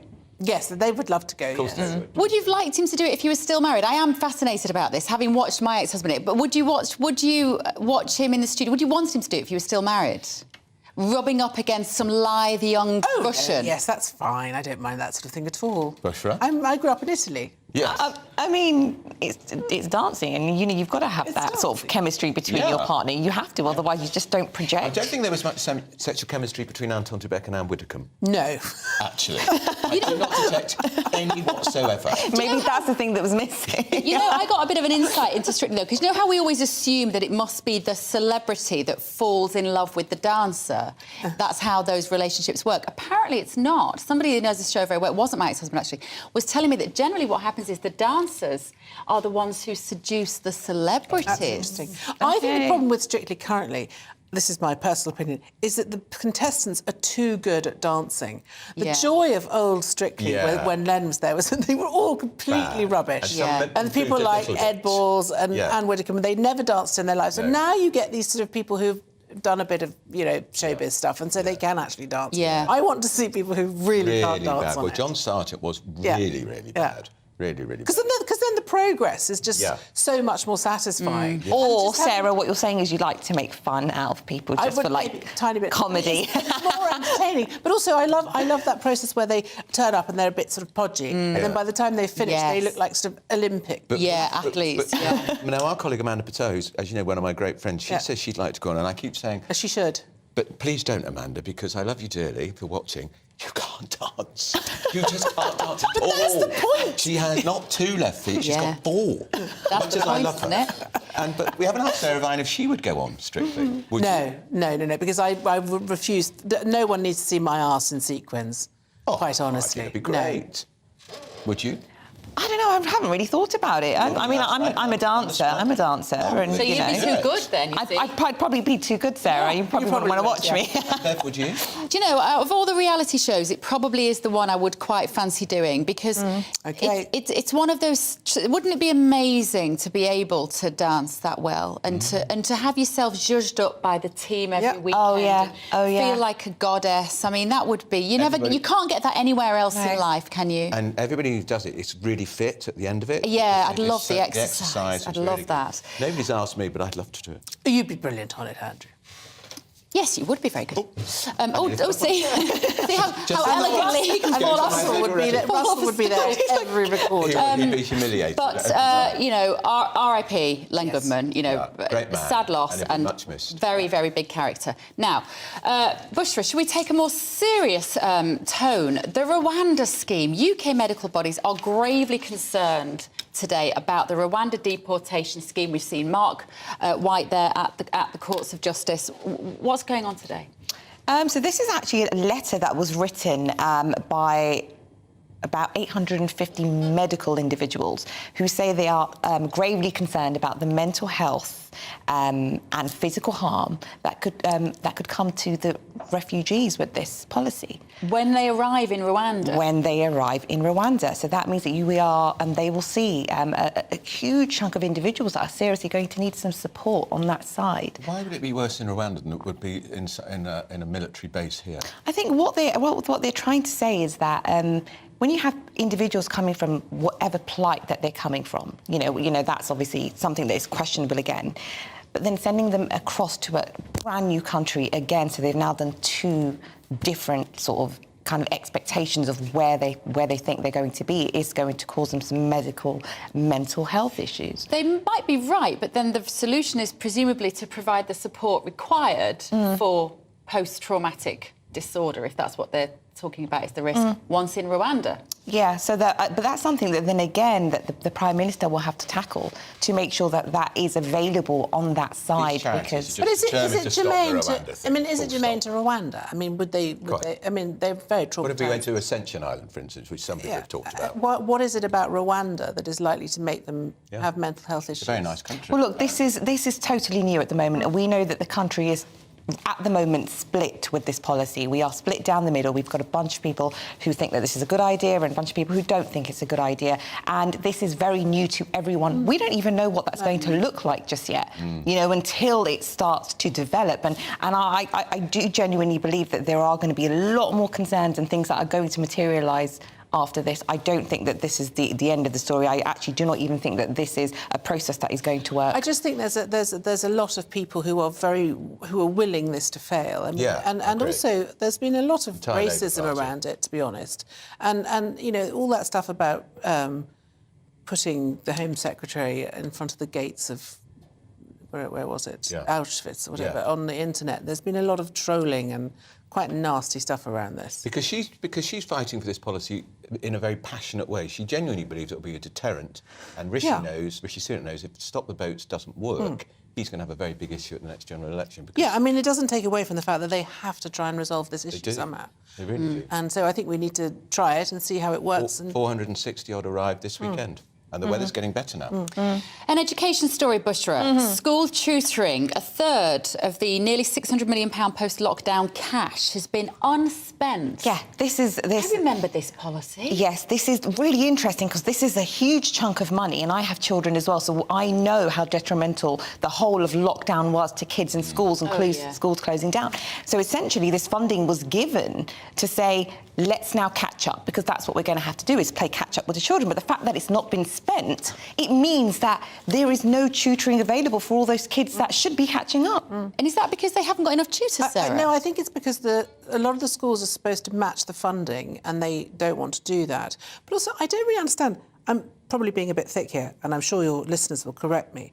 But if you've got this chunk of money, why can't you just pay that to the teachers in the school to just do a few extra hours tutoring to the pupils that they already know and are already working for? Well, that's partly because they don't want to do any kind of additional hours than they are doing already, because teachers themselves... If they're paid for it, presumably...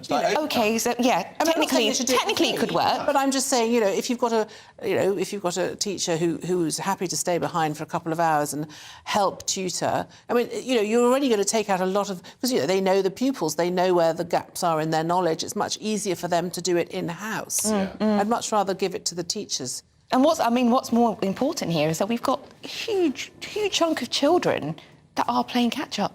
They seriously are playing catch-up with exams. They'll never catch up. No, and it affected their education so much, and their social everything. School absences have rocketed. Yes. I mean, and it's just really hard getting them back into... A lot of them a lot of my son's cohort just haven't come back. Yeah, I mean, it wasn't there a story about 100,000 disappeared children from the school system? Yeah, but it's getting worse. Yeah, and they never came back. Two small towns. Yeah, it's extraordinary. Really appalling. And how's that going to affect their job prospects in attempts to gain further education? Well, you're going to have children now who are now probably 18, 19, 17, 18, 19, are just going to have an unfillable gap in their education, unfortunately. Yeah. Appalling. And also, on top of that, they've got this sort of kind of like a nihilistic mindset. Yeah. I mean, I remember saying at the time, I think schools should be an essential service, and I think they should stay open. Well, the teaching unions and I wouldn't got have it. so much stick for saying it. Well, the teachers' unions, of course, they were adamant. They were just. Well, they argued that it was dangerous for teachers, but as I argued endlessly in my columns, most teachers are under the age of 30. Yeah. But of course, there are some who are older. But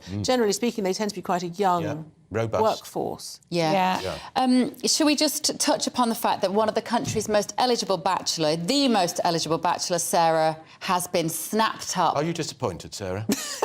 Young for me. I mean, he's only 33. Hey, don't knock it till you try it, Sarah. And he is worth how many billion? I don't know.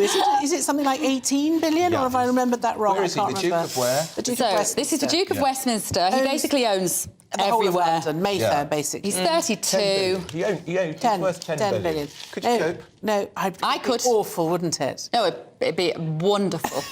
Absolutely wonderful. I'd still come to work though, just to reassure you, so I can hang out with you. I'd still go to work. So she'll be a blue-blooded girl. She reminds me a little bit of Kate Middleton. She's very Kate, isn't she? She's very much in that mould. The sort of is she a top? Elegant brunette. I bet she's a top, isn't she? She's bound to be. Well, this is the picture of the lady in question. I think we've managed to cut them off our graphic. This is Duke of Westminster, Hugh Grosvenor, and he is he basically, as we say here, is property empire, most of London pretty much, proposed to girlfriend Olivia Henson at the 11,000-acre family estate, Eaton Hall in Cheshire, and she is grinning like a Cheshire cat, and you can't blame her, can you? She's got the one. I'm sure she's lovely. We're just delighted to say joining us in the studio. Mark Taylor was going to be in that discussion with us earlier for Help for Heroes, but the dear old train service, we apologise for that. Was it the trains that held you up, Mark? Yes, indeed, yes. So, Mark, you were a veteran. Tell us a little bit about your military career. Well, I joined the Army in 1989, and I went through a process of being in the infantry, so the various roles of Northern Ireland, Bosnia, Kosovo, all of the fun spots. So I eventually served 25 years, but out of that 25 years, 10 years of which were frontline warfighting, as I say, places like Northern Ireland. But for me, the culmination for me was in 2004 in Iraq. And so I was with fine support company of the Princess of Wales's Royal Regiment, and we were cut off basically in Alamara, and you had people like Johnson Harry VC coming in to try and support us. So it was very crunchy, and of course that has an effect. So you're cut off, you are living on your own wits, but you're as a member of the chain of command, as a sergeant, so I had to look after all these men, and it takes its toll. And not only that, you can see the effects of war on your fellow comrades, but also it has an effect on yourself. So being mortared, over 500 times, small arms contacts. We had mortared 500 times. Yes, just in penny drop it, sink there. My word. And with RPG attacks and small arms contacts, and trying to carry out what your role was to do, was to try and stabilise the area, and bring the life of the populace in Alamara. And unfortunately, we lost one of my colleagues, Chris Raymond. The other part of my unit was in Basra. They lost Leo Callahan, which was a lovely guy that I actually trained. So there was an effect there. But you then come back, literally within 24 hours, 48 hours, I was in Tesco's, shopping, and, there's no understanding of what was going on. Even my unit was down south, and I was actually in Catterick as an instructor. So when I went back, they had no idea what was going on. And how did it affect you emotionally, mentally? Yeah, well, what happens is that, or what happened to me, was the fact is that it started so I couldn't be, I was struggling to be the father, I was struggling to be the husband, the brother, the son. But more importantly to us as members of the armed forces, one of our core values is that selfless commitment. And I could not be that soldier anymore because I was struggling. And I thought, well, if I can't be that soldier anymore, then I might as well not be here. And so I one of the things I've only failed in my military career was attempted suicide. Right. And I was then sectioned in the military system and was then obviously diagnosed with severe combat comorbid post-traumatic stress. How often, can I ask, how often did you try just once to kill yourself? Unfortunately, there was a second time, because it never goes away. And so I was, again, still being served, but it was really affecting my married life. I was coming to the end of my career, and so my at the time, partner said, I can't deal with this. I can, you know, he's going to really, really struggle, you know, without that crutch of being in the forces. And so she said, divorce. Right. And so then when you are then looked at, obviously you can't be put into the warrant officer's mess, because obviously the bar and the drinking, and you know you're surrounded by these young soldiers that are supposed to look up to you. You know, I couldn't stay at home because that would have been wrong for myself and for obviously my now ex-wife. So I was actually recommended to go to a recovery centre at Tidworth House, which was Health for Heroes. Brilliant. But again, you look at that, so I thought it was all about, the limbless guys and, the wheelchairs and, the blind and everything else. So it's not for me. But Health for Heroes knew that, so they, took me to one side and said, look, it's not about deserving, but you deserve our support and help and everything else like that. So I was in the right place at the right time. What do you think would have happened to you if it wasn't for Help for Heroes? I would probably not be here. I always turn around and, God bless him, Bryn Parry, I used to turn around and say to him, as an ambassador for Health for Heroes, I would turn around and say, Health for Heroes saved my life. And I used to say that, which they did, obviously. But I now know, and Bryn used to turn around and say, Lofty says, no, what we did was just give you the ammunition to help yourself. Yeah. And that, you were injured amongst your colleagues, you recover amongst your colleagues, and you support each other, and so it was the right charity at the right time. Sarah Vine's still with us. Amazing story, isn't it? Help Well, for Heroes. it's a fascinating story. What do you think that the army should do for people like you? I mean, if you had come back into the world, into normal civil society in a better way, do you think you wouldn't have encountered these problems? Because it seems to me that they just abandon you. Well, it's... I mean, I have asked that question. I've actually sort of sat down and thought about that. It's a machine, and it needs to keep rolling. Because Lofty's fallen over, it can't stop. But they try and give you what they think is the right measures. So at the time, just prior to my discharge, I was placed on the various courses, and I couldn't absorb what was going on. I didn't know what I was going to do the next day, let alone sort of like try and project myself in 2 years' time. To write your CV. Yeah, to write your CV. In America, they have a whole veterans department as part of government. We've got a veterans minister now, but we don't have a veterans department. I mean, my grandfather was a Chindit. Yeah. And he left one person, he came back a completely different man. I mean, destroyed by what he saw, and then spent the rest of his life slowly drinking himself to death. Yeah. And it was tragic. And he had no, and there was a sort of culture of, well, he was in the engineers, and they helped Remy. They were very helpful, and they looked after him. They sort of put him back together physically. They patched him up, but there wasn't ever any mental health, and it was almost like you're in the army, you're not allowed to have this mental breakdown because we're all fighting men. And I think that's the culture. Yeah, is very man difficult. up was said to me many a time. Yes, grow a pair, all that kind of stuff. Do you think the culture's changed a little because there are more women now, service women? Well, I think the culture's changed because obviously mental health, and obviously what the Princes have done, and there is an understanding of mental health. Yeah. But there is a specific I think there's a specific difference. I mean, that's no disrespect to any civilian, shall I say, that's had some form of trauma, but to actually live by the core values of courage, discipline, respect, integrity, loyalty, and that selfless commitment to fight for your fellow soldier next to you, fight for your country, fight for my queen at the time, obviously. Yeah. There's a difference. I think there's a difference. Mark Taylor, otherwise known as Lofty. we learned Thank that. you for coming. Thank you so much for telling us your story. Support help here is a lovely Sarah Vine. Always a joy. Yeah, we've come to the end of the show. It's flown by. Coming up next is GB News Live with Mark Longhurst. This is To The Point with Andrew and Bev. We're back tomorrow at 9:30. See you then.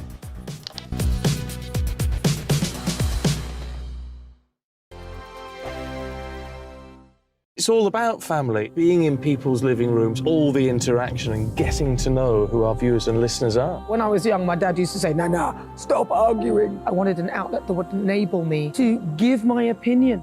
People are going through a really hard time right now, and I know that you don't feel like you're being listened to by the establishment. I came to GB News because it's the People's Channel and I want the audience to have their say on the events of the day. We're dynamic. We do something different. Democracy shows that the wisdom of the nation is in its people. I get to travel to find out what the story is from a personal perspective. The British people aren't fools. We know when we're not being told the full story. We've got to work out how Britain moves forward from this. It's the best country in the world. The establishment had their chance. Now we're here to represent your views. Britain's watching. Britain's watching. Britain's watching. We're proud to be GB News. The People's Channel. Britain's news channel.